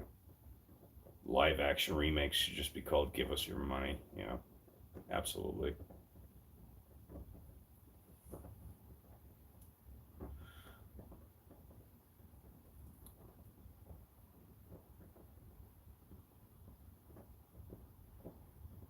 Oh, yeah, absolutely. Bluebird, we're seeing your messages. I didn't see your RIP Robin Williams one, but yeah, definitely true. Definitely true. And of course, Dinkster and I have as soon as we see RIP Robin Williams, we think of an epic rap battle,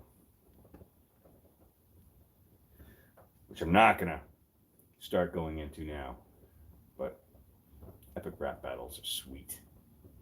They're so good.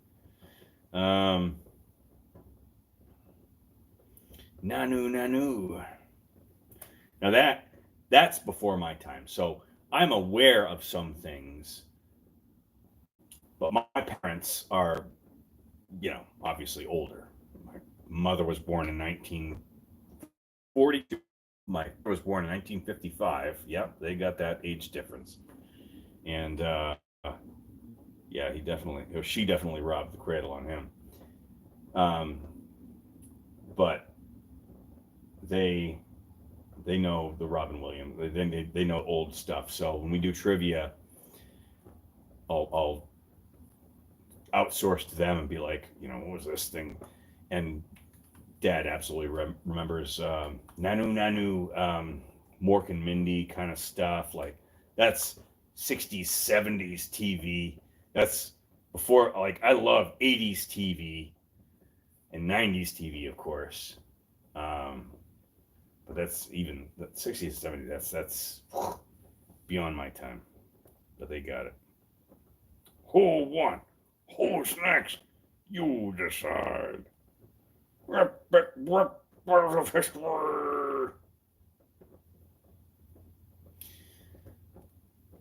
Does anybody else here, besides Dinkster and I, follow epic rap battles of history?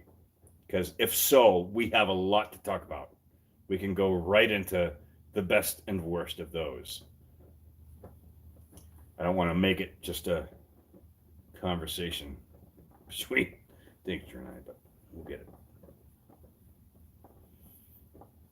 Who won? Who's next? You decide. Oh, God. They started doing a series of shorts recently where they discuss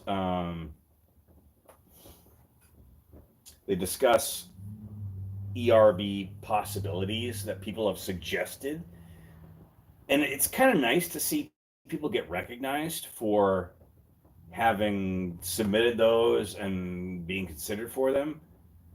And they give like, oh, this could be a line in one of those, but that's it. They just don't do anything else with it. And it's kind of disappointing because you wish like they would just, instead of releasing one video a year, you wish they would release videos corresponding to those suggestions like they used to. But ERB has just been, I think, like a lot of those the prime time golden age of YouTube channels where, 2015 was like the peak.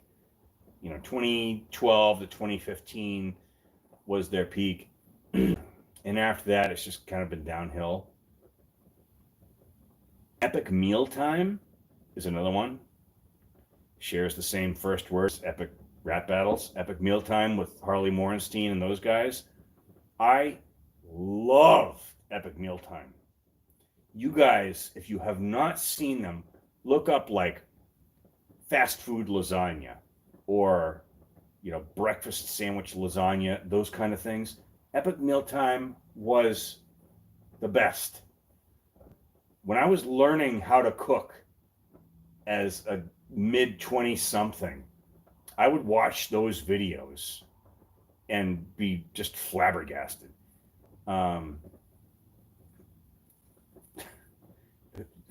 They're just so good. So, but anyways, they obviously crashed and burned and died. The channel's still alive, but it's on life support. So, but yeah, there's a lot of those channels out there that were popular for a long time, gained a huge following, just kind of sank into obscurity, and then I don't know, they're living on fumes, I guess, right now. Why is my phone dying again? It should not be.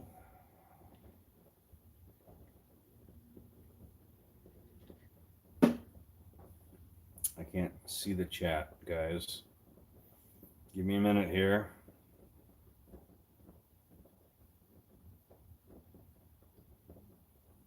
Oh, there you go. Hulk versus Bruce Jenner. Absolutely. Yes. That was, oh my God. So, epic rap battles. I'm going to go into a diatribe here. If you're easily offended, I'm sorry. But epic rap battles had everything going for them, right? And they normally give equal time to both sides of the rap battle, right? This guy gets one verse, the opponent gets a verse, he gets a rebuttal verse, he gets a final verse. Like it's even and equal. That's how it usually runs. And epic rap battles started shifting hard to show a bias towards one side or another. And as Dinkster mentions, Bruce Banner versus Bruce Jenner was symptomatic of the direction they were taking.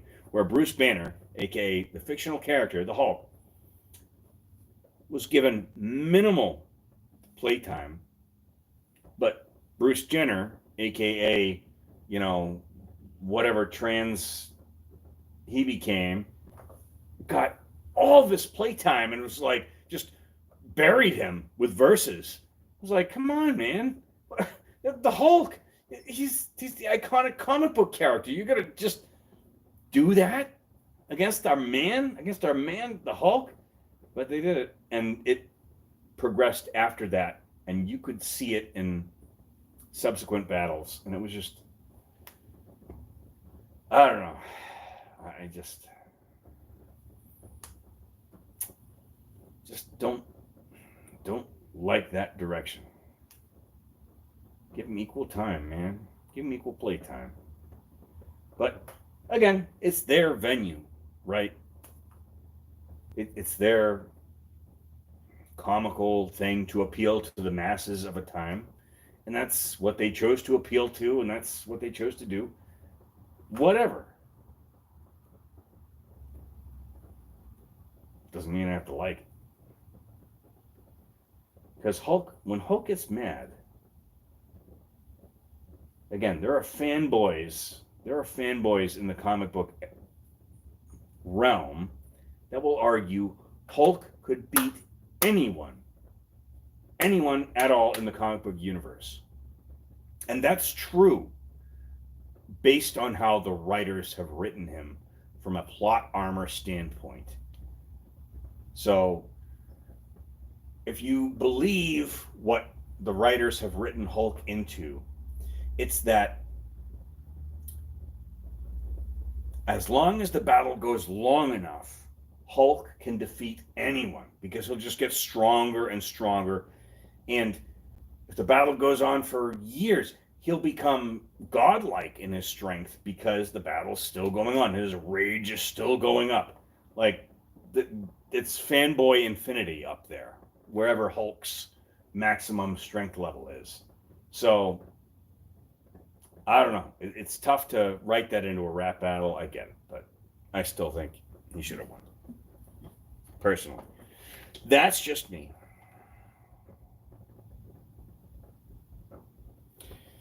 What if we made an engine that solely ran on Jim Beam? It would be the most powerful, most unstoppable engine in the world, says Dinkster. It's true from, again, a fanboy standpoint. It would absolutely be the most powerful. You know, from a testosterone, the exhaust would be testosterone vapor, I think, from the exhaust of the engine. But in reality, I don't think it would be as efficient as gasoline.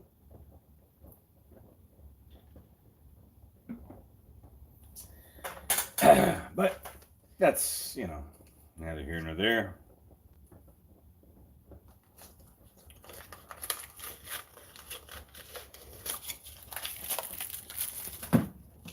As long as nobody gets a, you know, Tesla or one of those electric cars, I don't know, you gotta plug it in, and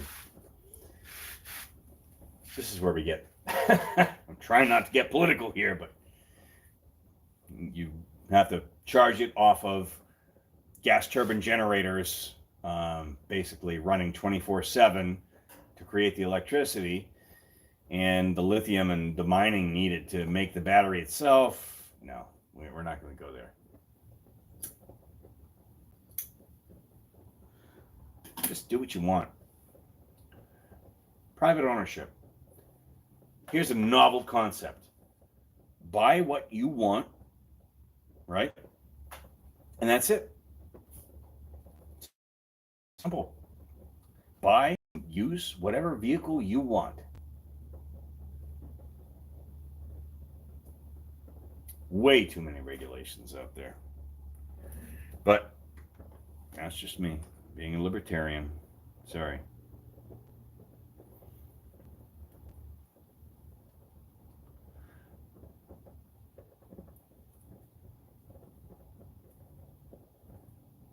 Yeah. This is where jail. Um, yeah. You want here would be a far more effective measure for any of those politicians that are like, well, we did it in Massachusetts here. I say we, it's my state, but it's the legislature doing it because they frickin' hate the populace, I guess, and they want a virtue signal. But the legislature voted and said Massachusetts is going to be entirely electric vehicles by 2035. We're going to be banning all gas vehicles. And to them, I want to say, you're literally consciously ignoring all of the problems, all of the environmental problems caused by electric vehicles. Regardless, if you want to do that, if you really want to mandate that everybody get like Honda Civics or Toyota Corollas or something, the most gas efficient vehicles on the planet. It blows my mind. Absolutely nuts. I can't wrap my head around it. Plus, guess what? All the people that were going to buy vehicles here in 2035 or the years preceding that, all that sales tax, all those purchases, that's all going to be in New Hampshire. Because you know what? New Hampshire's never going to stoop that low. They're never going to try to, that's a live free or die state. They're never going to do that. So you're voluntarily giving up that amount of revenue to another state that's willing to allow people to buy what they want.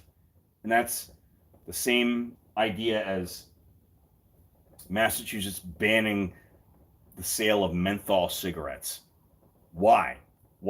Because mint attracts, the children like the taste of mint, and so they could get addicted to cigarettes from menthol cigarettes. What the hell? I can't make this up. You can't buy menthol cigarettes in Massachusetts anymore. You can't buy mint flavored Skoal. You can't. It's ludicrous, absolutely ludicrous. Let the people buy what they want.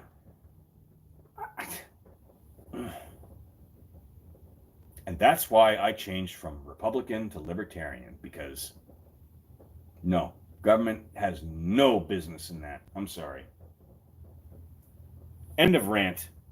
Sorry, I've been going too hard on that.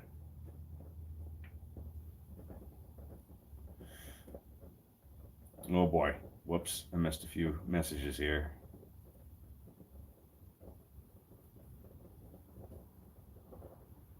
Y2 Colex paint still being cleaned up.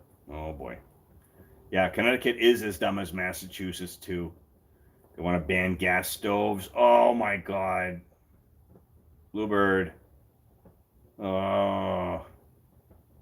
Not as bad as New York. Government's trying to fix. No, New York. Yeah, Micah, I saw New York is trying to ban. What was it? Pizza places that use wood-fired pizza ovens. Like, what the hell? Wood-fired New York style pizza. That's a thing. That's an iconic American thing. What? God, I'm gonna get really upset here if we keep going. I'm sorry.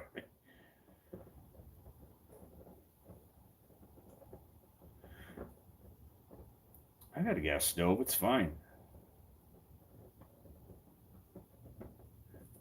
Bluebird nailed it on the head. Absolutely nailed it on the head. Democrat-run states are dumb in general. Absolutely.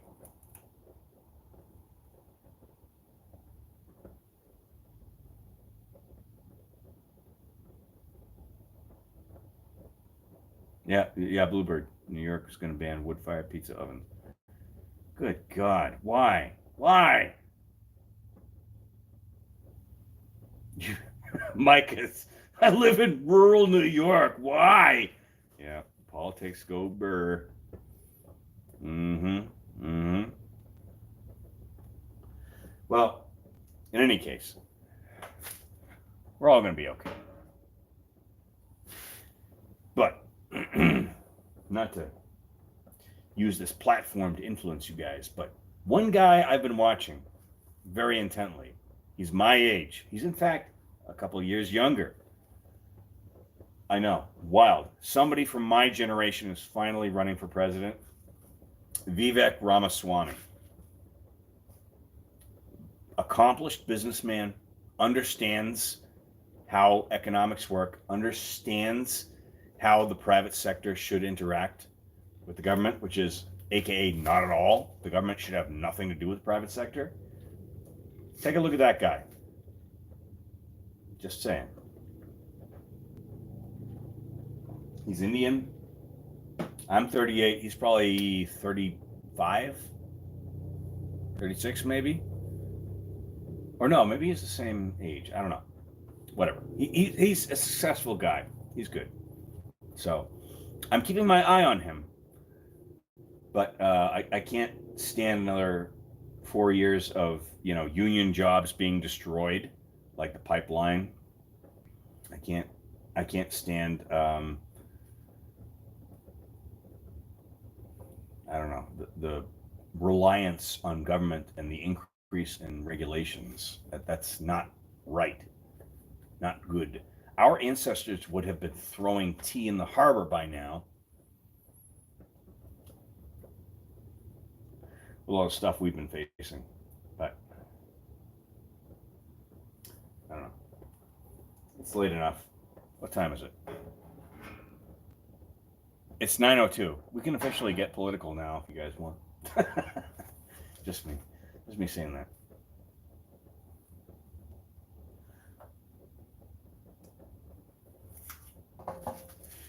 If it's okay to have cocaine in the, library at the White House, what else is okay? That's a good question.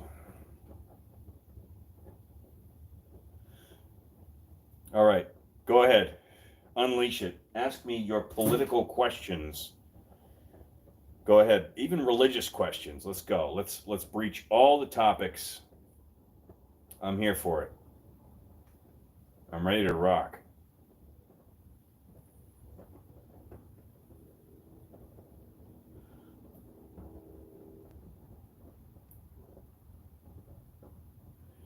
Mike and Bluebird, both in my time zone. God bless you guys. That's awesome. Bluebird, minivan, sick of your dad watching MSNBC. He watches it every day. Oh, come on. MSNBC, really? Oh. Yeah, that's bad.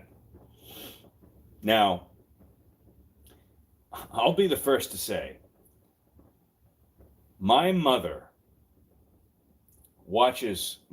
on the opposite side. She watches Fox News all the time, 24/7, right?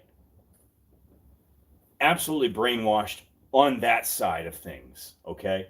And they're more right than they're more correct than the MSNBC side is, sure, and the CNN side. But it's still just complete fear-mongering, complete brainwashing.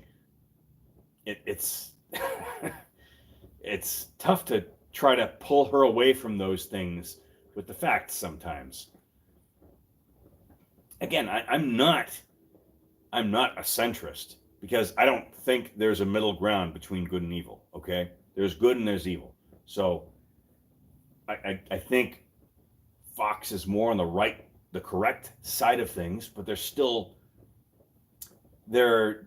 the demagoguery is strong, and it has to be in today's media environment, right? To gain views, like on YouTube, we see you have to say controversial things. You have to say doing on both sides, but I will agree. MSNBC is absolute garbage. I would not watch that at all.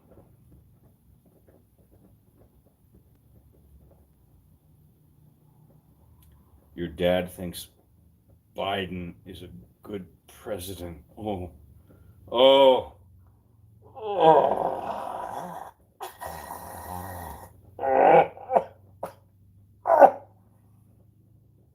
Oof. Okay. Oh, oh, oh, that's a tough one. So ask him. Well, maybe we can just complain about it to each other here, Bluebird. But you're not going to be able to convince him otherwise. But we can just talk about it here. That what is good about Biden's presidency? Is it the rampant inflation? Is it the decline of meritocracy and the promotion of racism? Is it, I don't know, the rampant national debt? I can't put my finger on which is the best part, because economic policies play a huge role in, and maybe if you get a chance to say this to him, I don't know if you will, but Biden is Jimmy Carter 2.0. The gas prices, just the gas, the craziness of gas prices. I don't know how else to describe it. The gas price apocalypse there. The inflation, it's just so bad. And he doesn't know what he's doing. Like Jimmy Carter, at least, I will say this. Jimmy Carter was a believer. He had good intentions. He loved the Lord, and he does love the Lord. I firmly believe Jimmy Carter is a good person. And he just was incompetent in the position he was in. Like, he was not meant for that position. Biden is, even in his Senate career, he has never made a good decision, and he is oblivious. He is a geriatric stone that is being completely manipulated, sadly, because he doesn't know what's happening. Oh, I'm sorry, Bluebird. I'm sorry for the position you're in. That sucks. Oh no, YouTube doesn't like what we're saying, and we've gotten disconnected again from the chat. Hold on. Let me try to pull it up here real quick.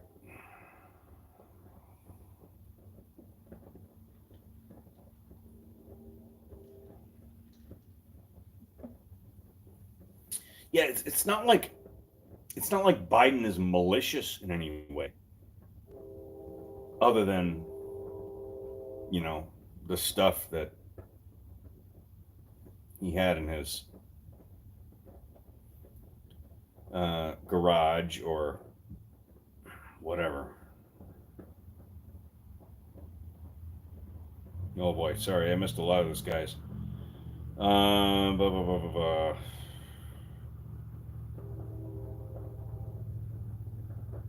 Yeah, Fox News is pretty okay. It just, there's a lot of people that suckle off of that teat and don't, you know, they get upset about a lot of things they don't have to be upset about.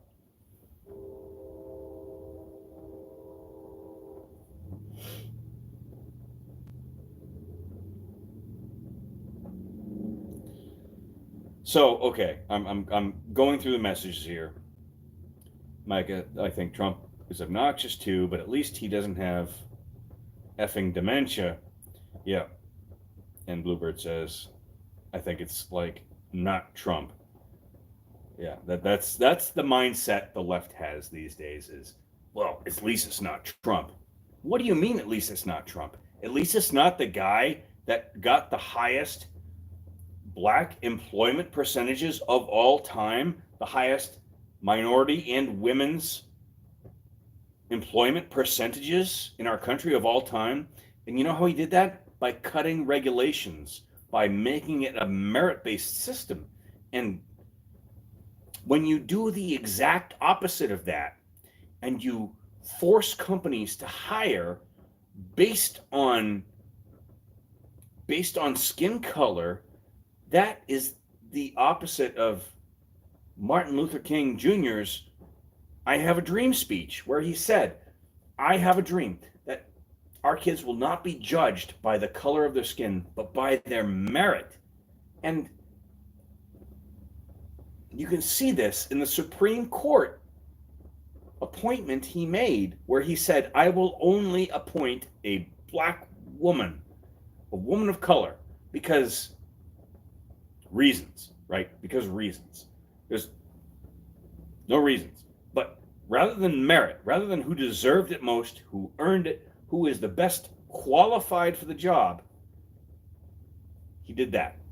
So that's all I'll say on that. Oh my God. Wow.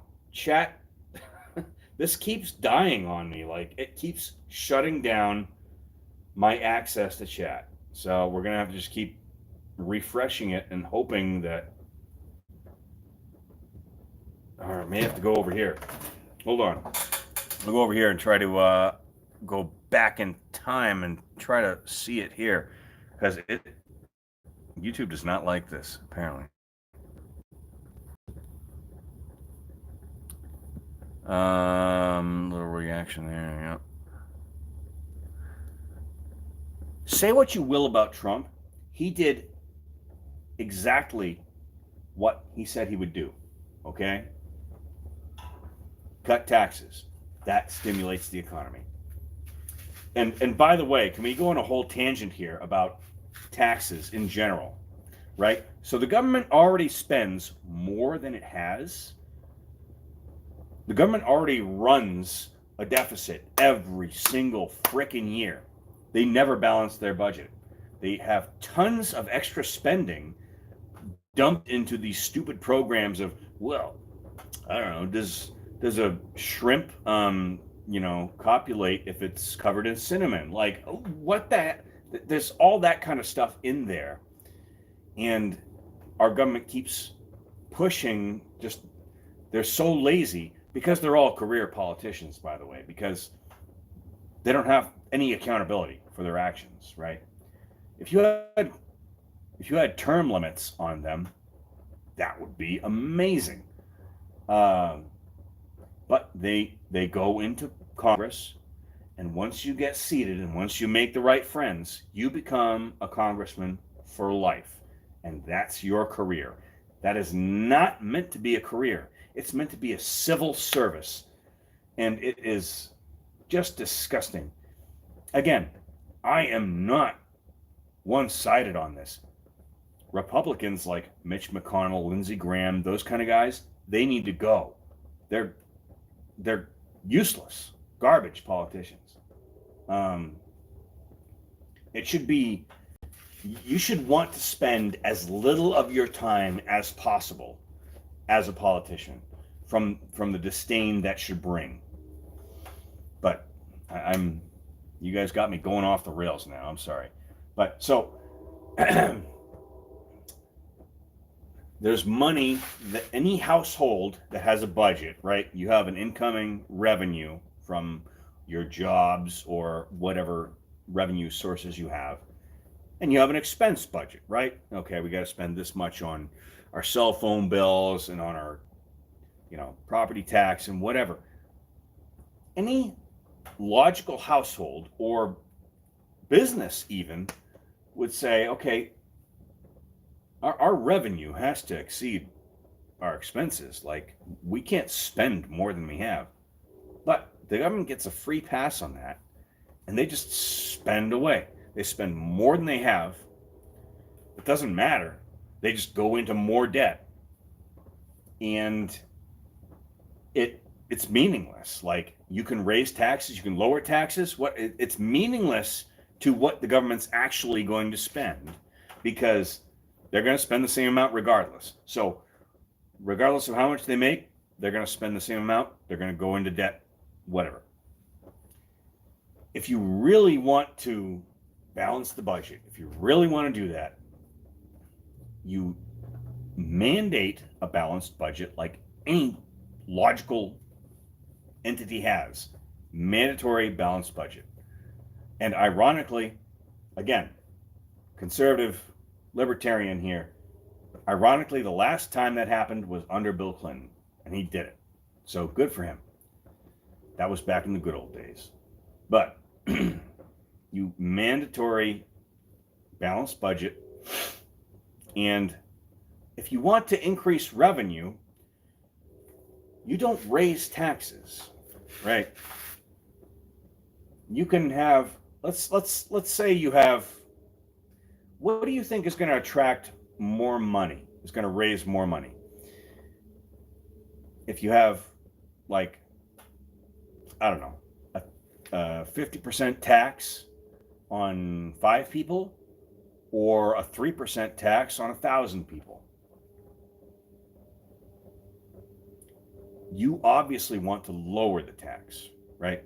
That's why Ireland is such a huge hub for corporate entities.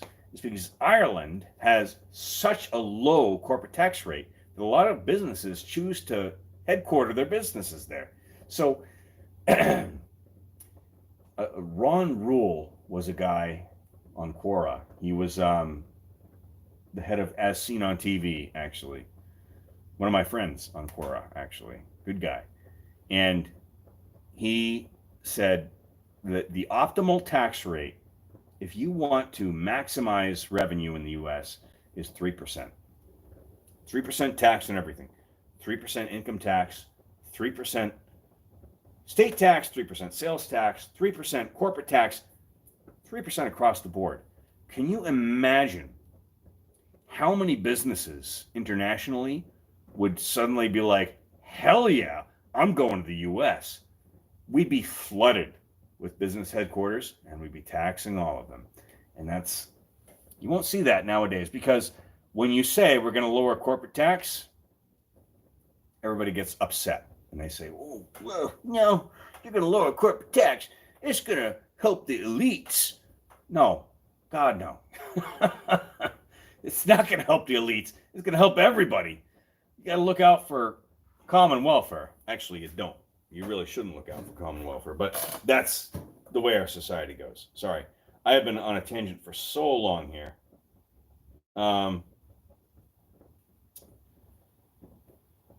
Oh my God, Bluebird, your dad thinks Carter was a good president too. Oh boy. Bluebird, I should show up with my Reagan 1980 bumper sticker on my car.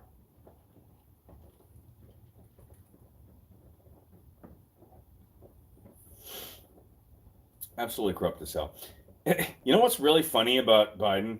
I mean, besides everything, like literally everything that he's done, is the whole cocaine thing. Like, at first they said, well, cocaine was found in the parking lot, outside the walls. Okay.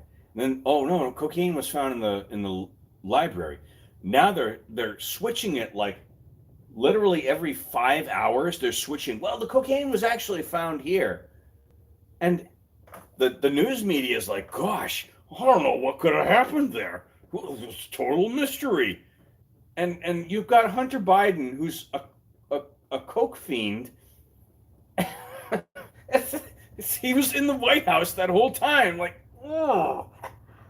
And you can't, this way you can't trust the media. The media is a ridiculous entity that used to be, again, why I like Vivek Ramaswamy.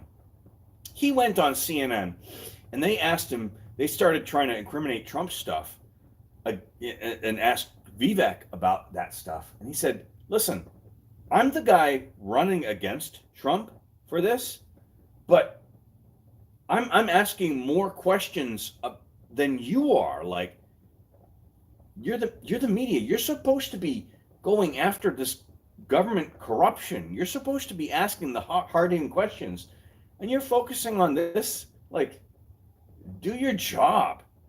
Ah, absolutely nuts.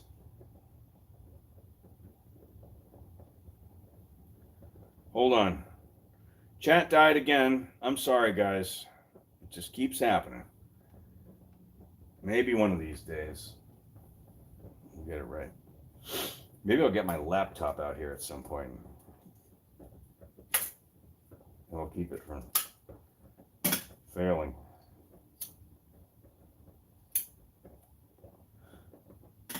If you guys don't watch stuff like Freedom Tunes is great. They're good people over there. They got solid takes on this kind of stuff.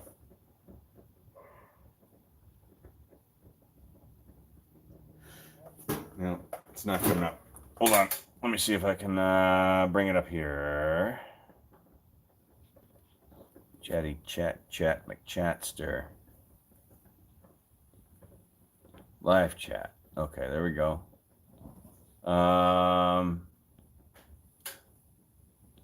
Nope, still not coming up on my side.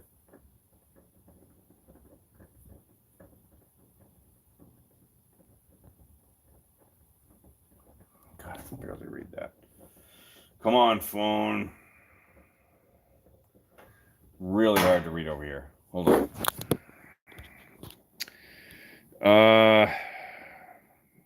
Diversity hires, yeah.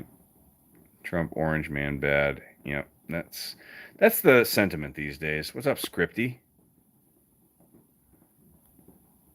Welcome to Thunderdome, man.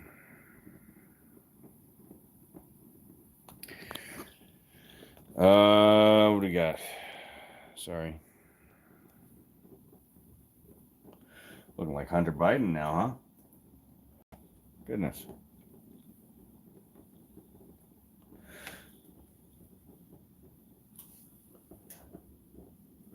Nope, still not coming up over there. The petrodollar.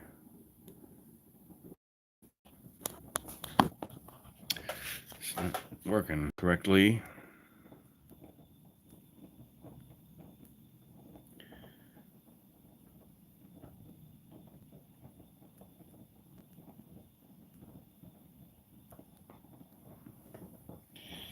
I mean, okay, so I'm caught up to Micah H. as a non-aligned Republican leaner. I think we can agree on one thing: hating Democrats. Here's the key: don't hate anyone, right? Come on, phone, you can do it. You can come back.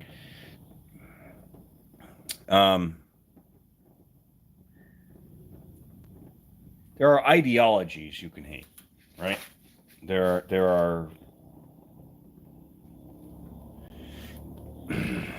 are things you can hate. There are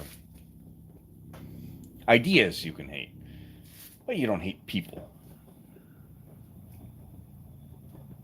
As much as I may have said otherwise during this, but yeah,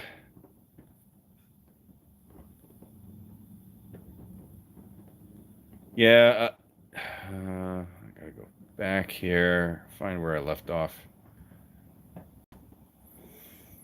I would one Democrat that seems rebel at least, and that's Robert Kennedy. But even he, like, I agree with him from. Oh, I think we got it back on the main phone here. Stand by. Okay, we got chat back here. Thank God.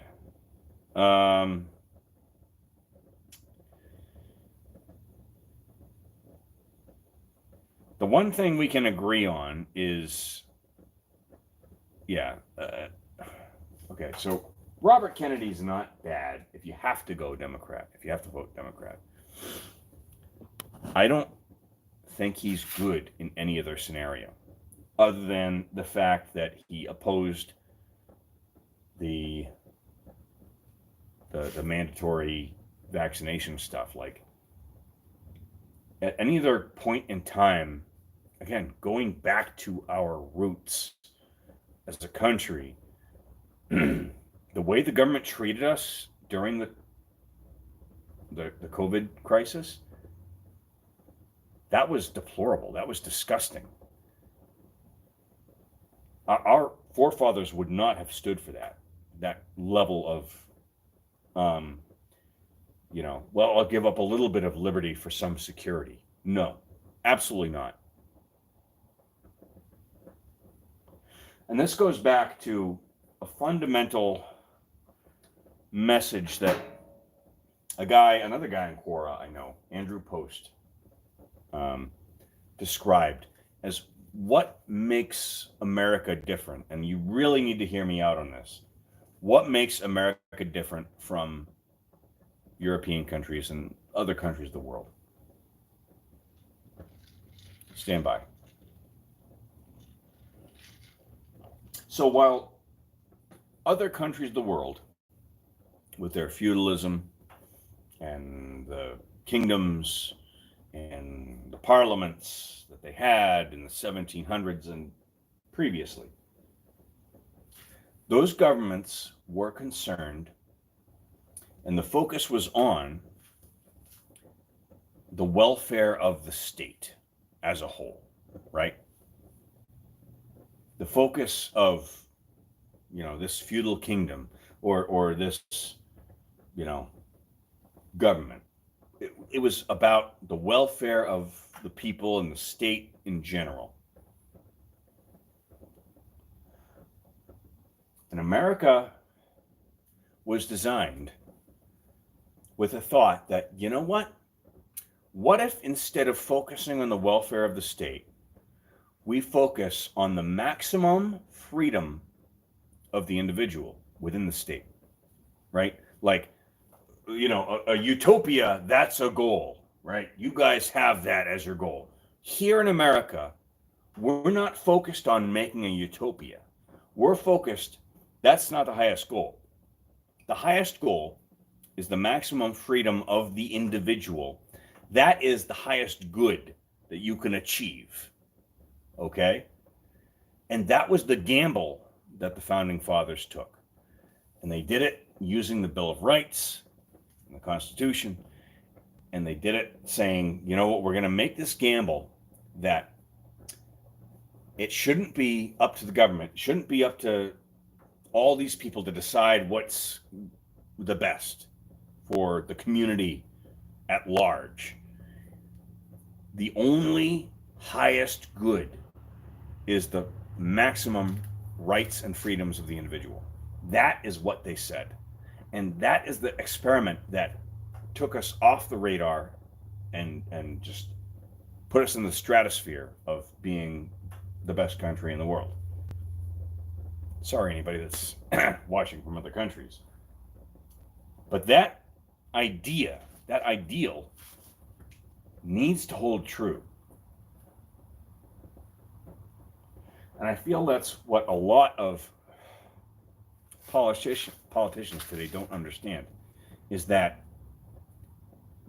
if you want to go to a paradise where your whatever needs are met by this X social program, which taxes people against their will to provide you this thing, if you think that's a good thing, you go to that country. But this country is just innately made with the idea that it is the maximum freedom of the individual. I pay for what I want. I do what I want. Non-aggression principle. Don't hurt anybody. You can't hurt anybody. You can't violate their life, liberty, or property, right? As is ingrained, well, it became life, liberty, or pursuit of happiness. It was originally life, liberty, or property. But that's the ideal. That's what we need to pursue. Sorry. Okay, we can get back to chat now.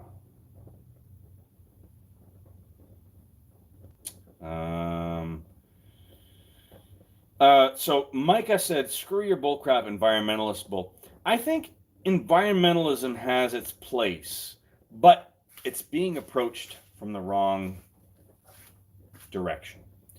People should approach environmentalism from the Teddy Roosevelt side of things, like, rugged individualism. We're out there. We're outdoorsmen. We love the environment. We love hunting. We love, fishing. We love going out, seeing the wild outdoors. That's what we need to protect. But you don't do that through the key is you don't do that through government fiat. Government fiat where you just mandate something or you just shut something off immediately. You do that through making it enticing, like the way that most of northeastern America switched from gas-powered lamps to electric-powered lamps on the streets. It was just more economically feasible. It was a capitalist enterprise. It was like, okay, this is a cheaper option. That's a good way to go. You align it with that. You don't do it by forcing people, like in California, you can't use gas-powered lawnmowers anymore. What the hell? Why not? Oh, because it pollutes the environment. Excuse me while I go fly to my, climate change conference in a private jet. And then you go ahead and shut down, you got to turn in your lawnmower. That's the wrong way to do it. You've got to do it from a capitalist standpoint, and that's where we win. That's where we all win together, not just one side virtue signaling by mandating things from the government, which is garbage. Mass instant implementation. Sorry guys, I'm way behind here. Mainstream media is a lapdog. Yep.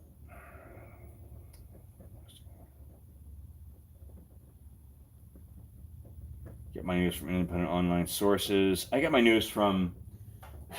I do a gamut, so I'll start on Drudge Report, which is actually really bad these days.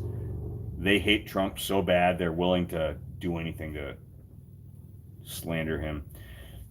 But I'll go to like IsraelNationalNews.com or Newsmax or whatever those guys are. OANN, find stuff there.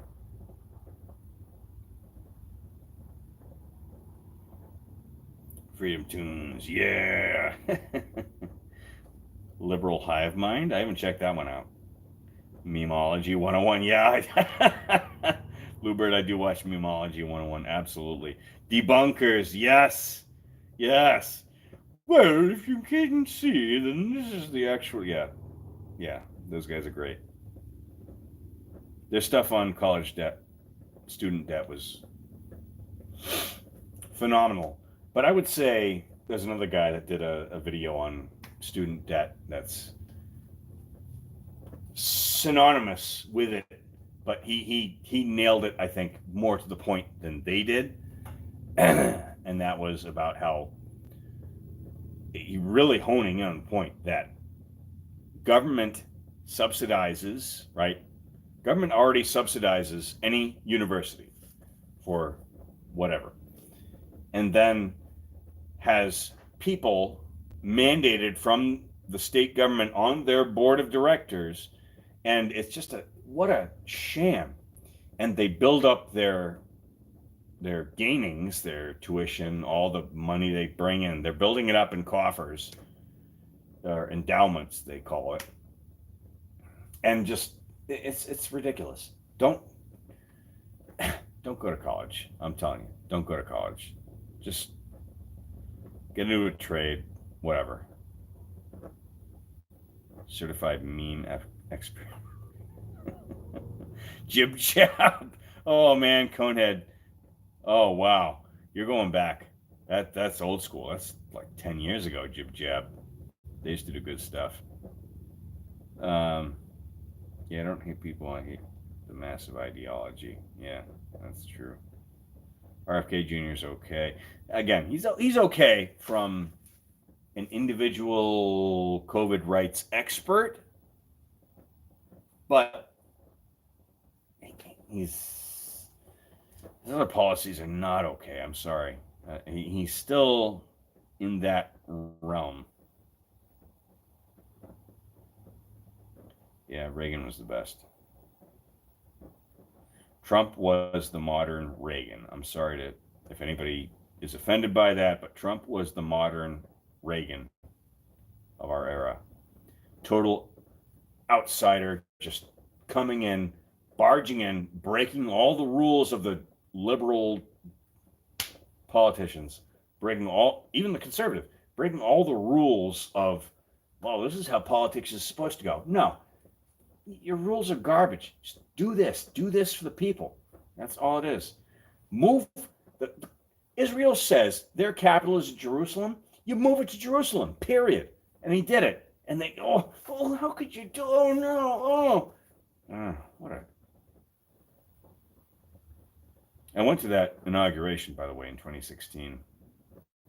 Best time of my life. Yeah, abuse of power, absolute abuse of power. I can't believe more state courts didn't knock down the lockdowns like Wisconsin did. Wisconsin was the first one to say these lockdowns are absolutely unconstitutional. You can't mandate that people can't choose where they want to go.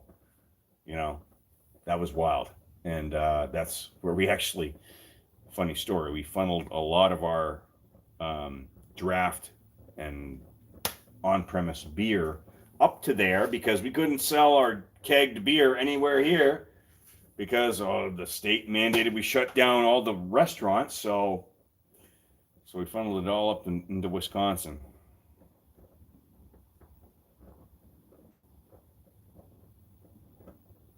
Mike has a doctor for a father. Politics after dark. Yep. I mean, Mike, I think vaccination personally is a good idea. You know, to each his own. Like, you do what you want. That's the key. And that it's funny how the liberals always say, well, my body, my choice.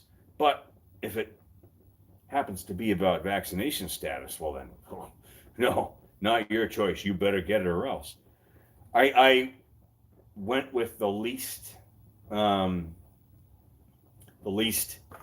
demanding one, the Johnson and Johnson. That's what I got because my workplace started implementing a rule that you had to be vaccinated to continue working there, that is the right of any private business. And you'll see this is the dichotomy of my libertarian pro-business beliefs versus my conservatism, but I still agree that they had the right to do that, right? They said you have to be vaccinated to work here. And then, I went with the Johnson and Johnson. We were good. They fired a lot of good workers that were anti-vaccine that said, I don't want to get this. Not that they were, some of them were nut jobs, right? But some of them were legitimately concerned and said, I mean, the FDA hasn't approved this vaccine yet. I really don't want to do this to myself until somebody approves it. And that was not the main point was the fear mongering at that point. The tidal wave of sentiment, like, oh God, you got to do this or else. That pressure was a problem. But these people legit had concerns. They said, this is not FDA approved. I really don't want to do it. But they were gone. So whatever. But it's probably a good idea by itself, even though a lot of people have died from the myocarditis. So, but we're just going to ignore that. And also, you know what? We're going to ignore how Trump said, he took the hydroxychloroquine when he first got tested and found that he had the COVID, and then it actually turned out to be a good treatment for that, even though the media made fun of him and told people, don't you dare do this. And then Joe Rogan did something similar, and they said, oh, he's taking horse tranquilizers, and it was like legit, like that's an actual good treatment for this. So we just ignore all that. That's okay.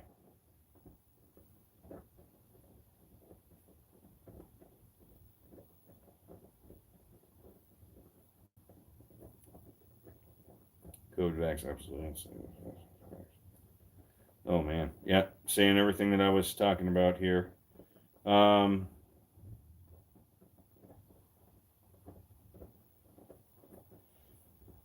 Yeah, okay. Micah says he got the vaccine, only gotten COVID once. I think I don't know. I can't say I've gotten COVID. I might have gotten Omicron, but who knows? I think I said at the beginning of the stream here. But yeah, literally, my boss is a very very devout, like whatever the government says, I shall do. And he has gotten the double shot vaccines. I think, I don't know if it was Moderna or Pfizer. And he has gotten the booster like every 5 or 6 months since then, like religiously. It has turned into a religion for him, a rite of passage, if you will. And he still got it. So I don't know what he's doing, but he's okay. Okay, we're up to clean environment with Teddy bio crude oil sign. What? Yeah, California is ridiculous, dude. How many messages are we behind here? Took a few classes at community college for a couple of years and dropped out. Not my thing. So yeah, I went to. I would not have gone to college if it wasn't paid for already. And that's another little conflict of interest for me. Is I was ready to go into the workforce, but I said, you know what? If I can get a scholarship that will pay for college, I'll do it. And I got a Navy ROTC scholarship. They paid for college. I commissioned to the Navy after that as the terms and served 4 years as an officer in the Navy. And that was my fulfillment of the previous 4 years. That was my payback. And then that was the time, that was in the middle of Obama's presidency, when the budget for the military was absolute garbage and we were in trouble. And I said, I'm out. Peace. I did whatever you guys asked me to do. I'm going to the private sector. And I got out as an 03 lieutenant in the Navy and went to where I am now as a corporate person for a beverage industry, and I have not looked back, because I will tell you,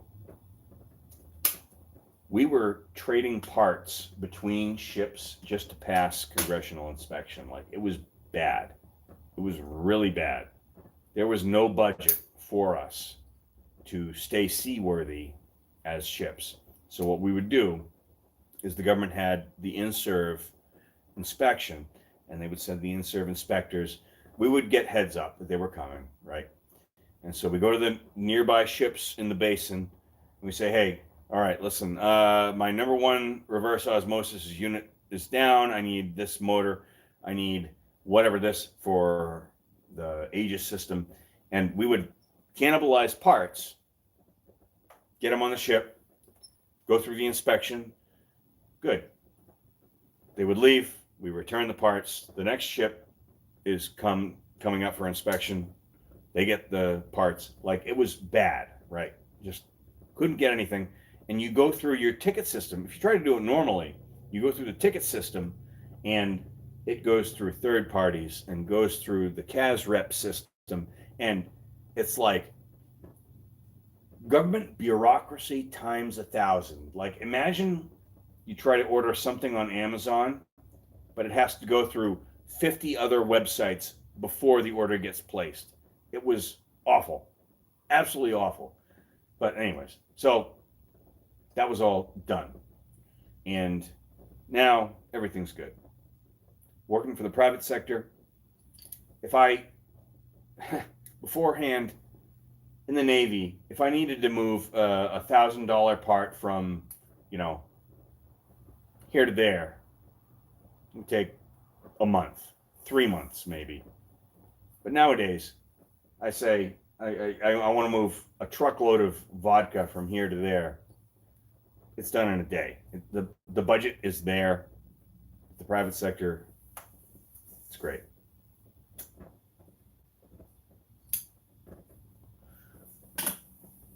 But anyways, let's find out where we are here.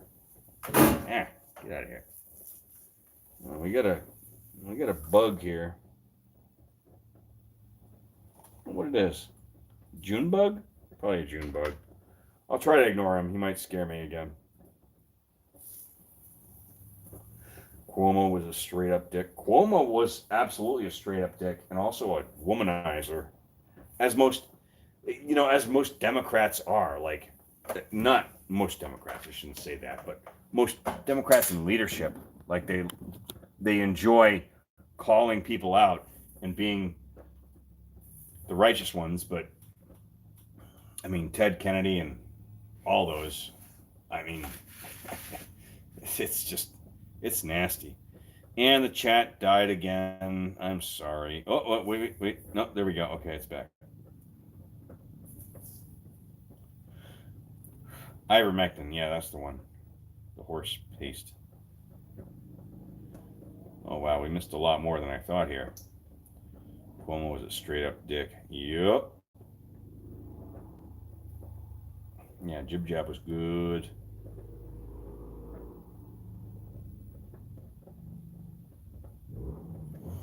Ned Lamont is bad too. Well, you know what? I feel for you, Bluebird, because I don't even want to remember his name. Governor of Massachusetts was really bad too. And he was the most liked governor, even though he was a quote unquote Republican governor. He was not Republican by any stretch of the word.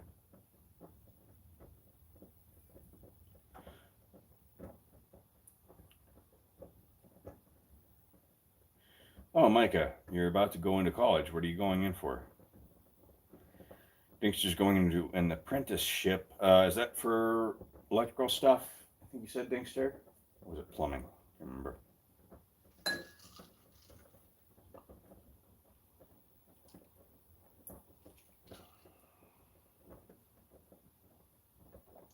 Yeah. South Dakota, Florida, Texas, all base states. Yep.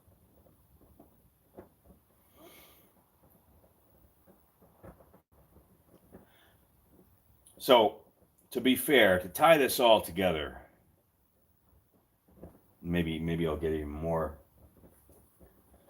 hate for this, but to tie this all together, what matters most is not the party, it's God's kingdom, right?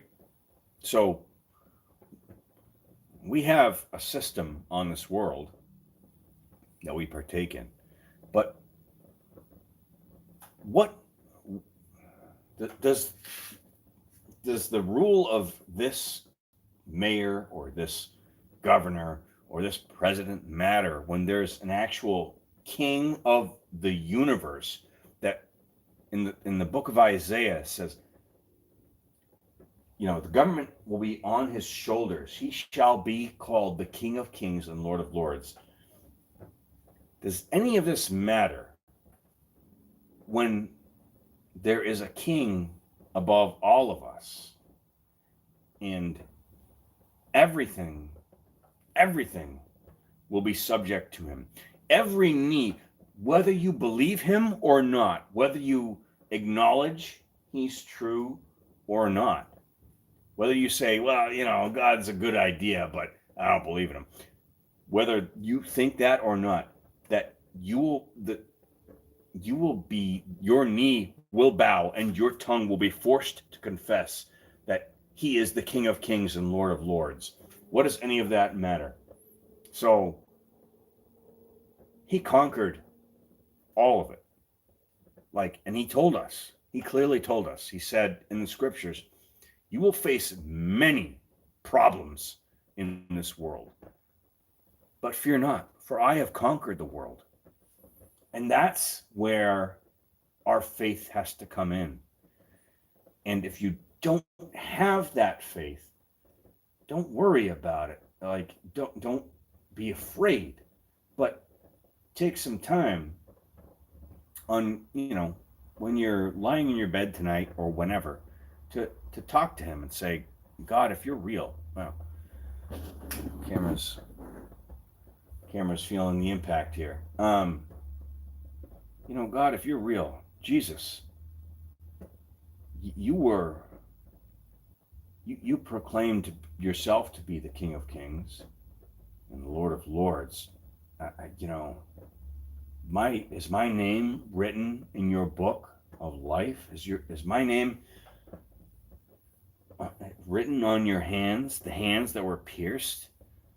Talk to me, and he'll intervene in your life in such a way that you'll be blown away, and you'll have a peace that surpasses all understanding.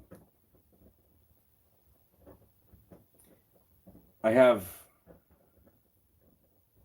such a unique circumstance here in my household that I can't imagine anyone else has. And I struggled with it for years. But God reminded me about the scripture about Korban and about things that you just got to read about. You got to know. If you know, you know. But the peace he has brought me truly surpasses my understanding. And I would trade nothing for it. There's nothing that I would trade for that. And you should find that too. You should pursue that. You should seek after that like a pearl, like a beautiful pearl in a field. Rather than sitting there and saying, nah, I'm good. I'm good where I am. You should be like, whoa, there's this thing that's just awesome. That's gives me total peace and also validates that I'm actually fearfully and wonderfully made and there's a purpose for my life. You should be going after that. So go after that in your private time. Sorry. Let's go back to chat here. Woof.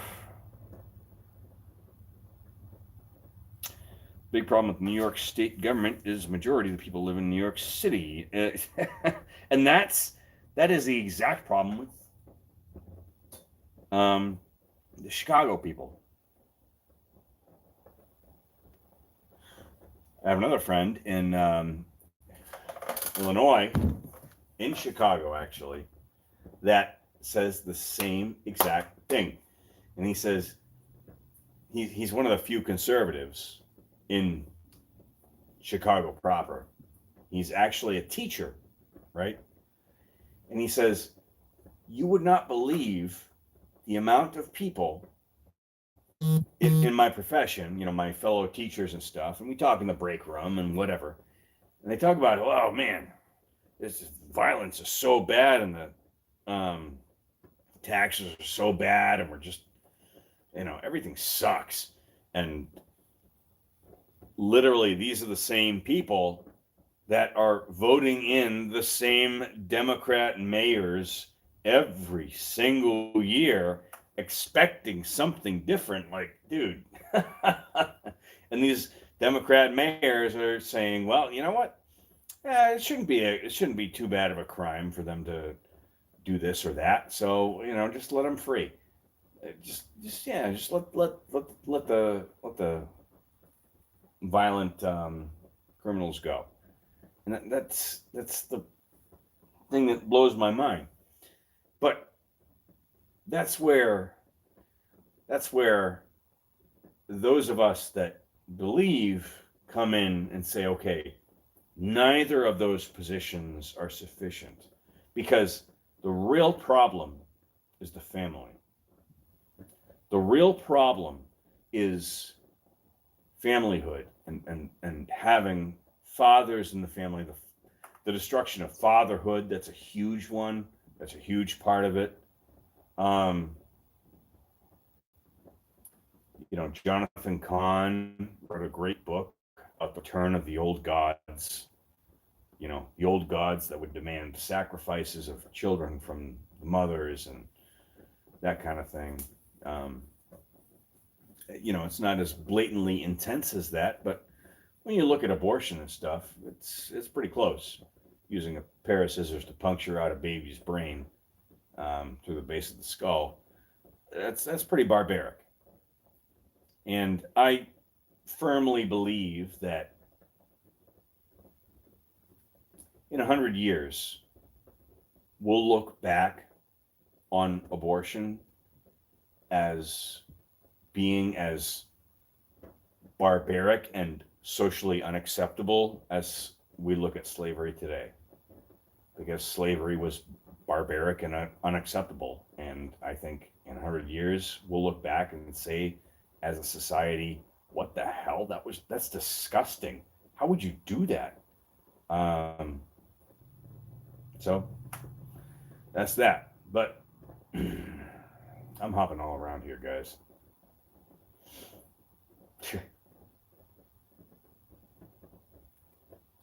2K subscriber special. Well, I think we're approaching the end here, but there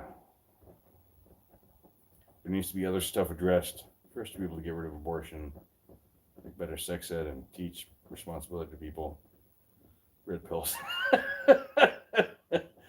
Bluebird saying we're red pill central. Hell yeah.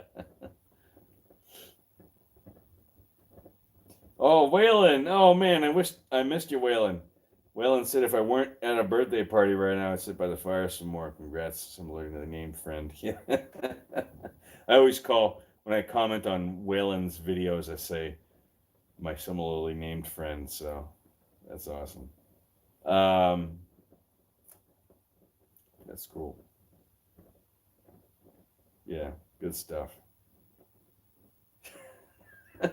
Well, glad to know you guys are righteously aligned. I appreciate that. In any case, it's getting late. Nice little stream here. I do enjoy talking to y'all. I don't know if I have a little song to end the night. What's a good one?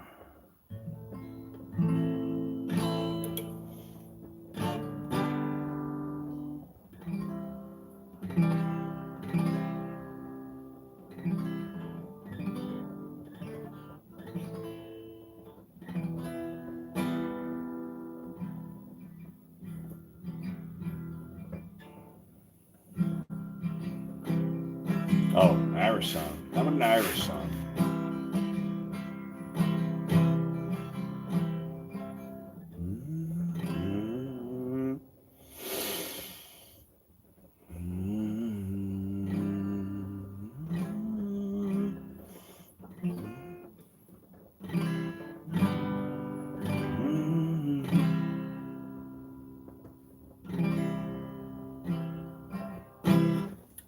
I gotta look this one up. For many's a year. Oh, come on. Phone, work. It's so delayed. This phone is like way old.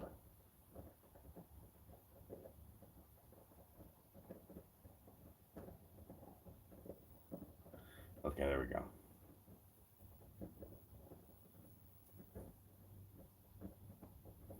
Okay, last song of the night. I should be able to remember the lyrics after this. Irish song. It's a song about going out on your own, doing your own thing, and then finally coming home and realizing that your partying days were kind of dumb. See if I can get it right here.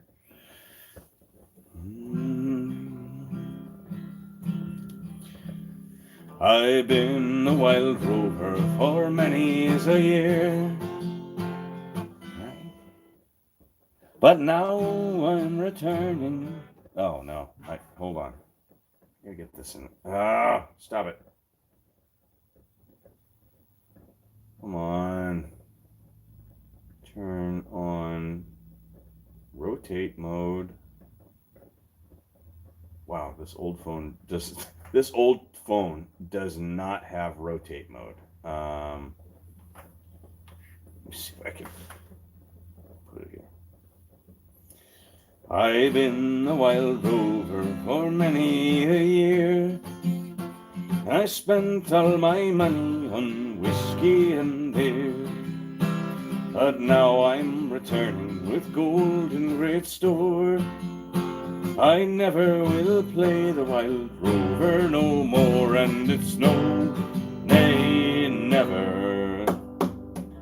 No, nay, never, no more. Well, I'll play the wild rover, no, never, no more.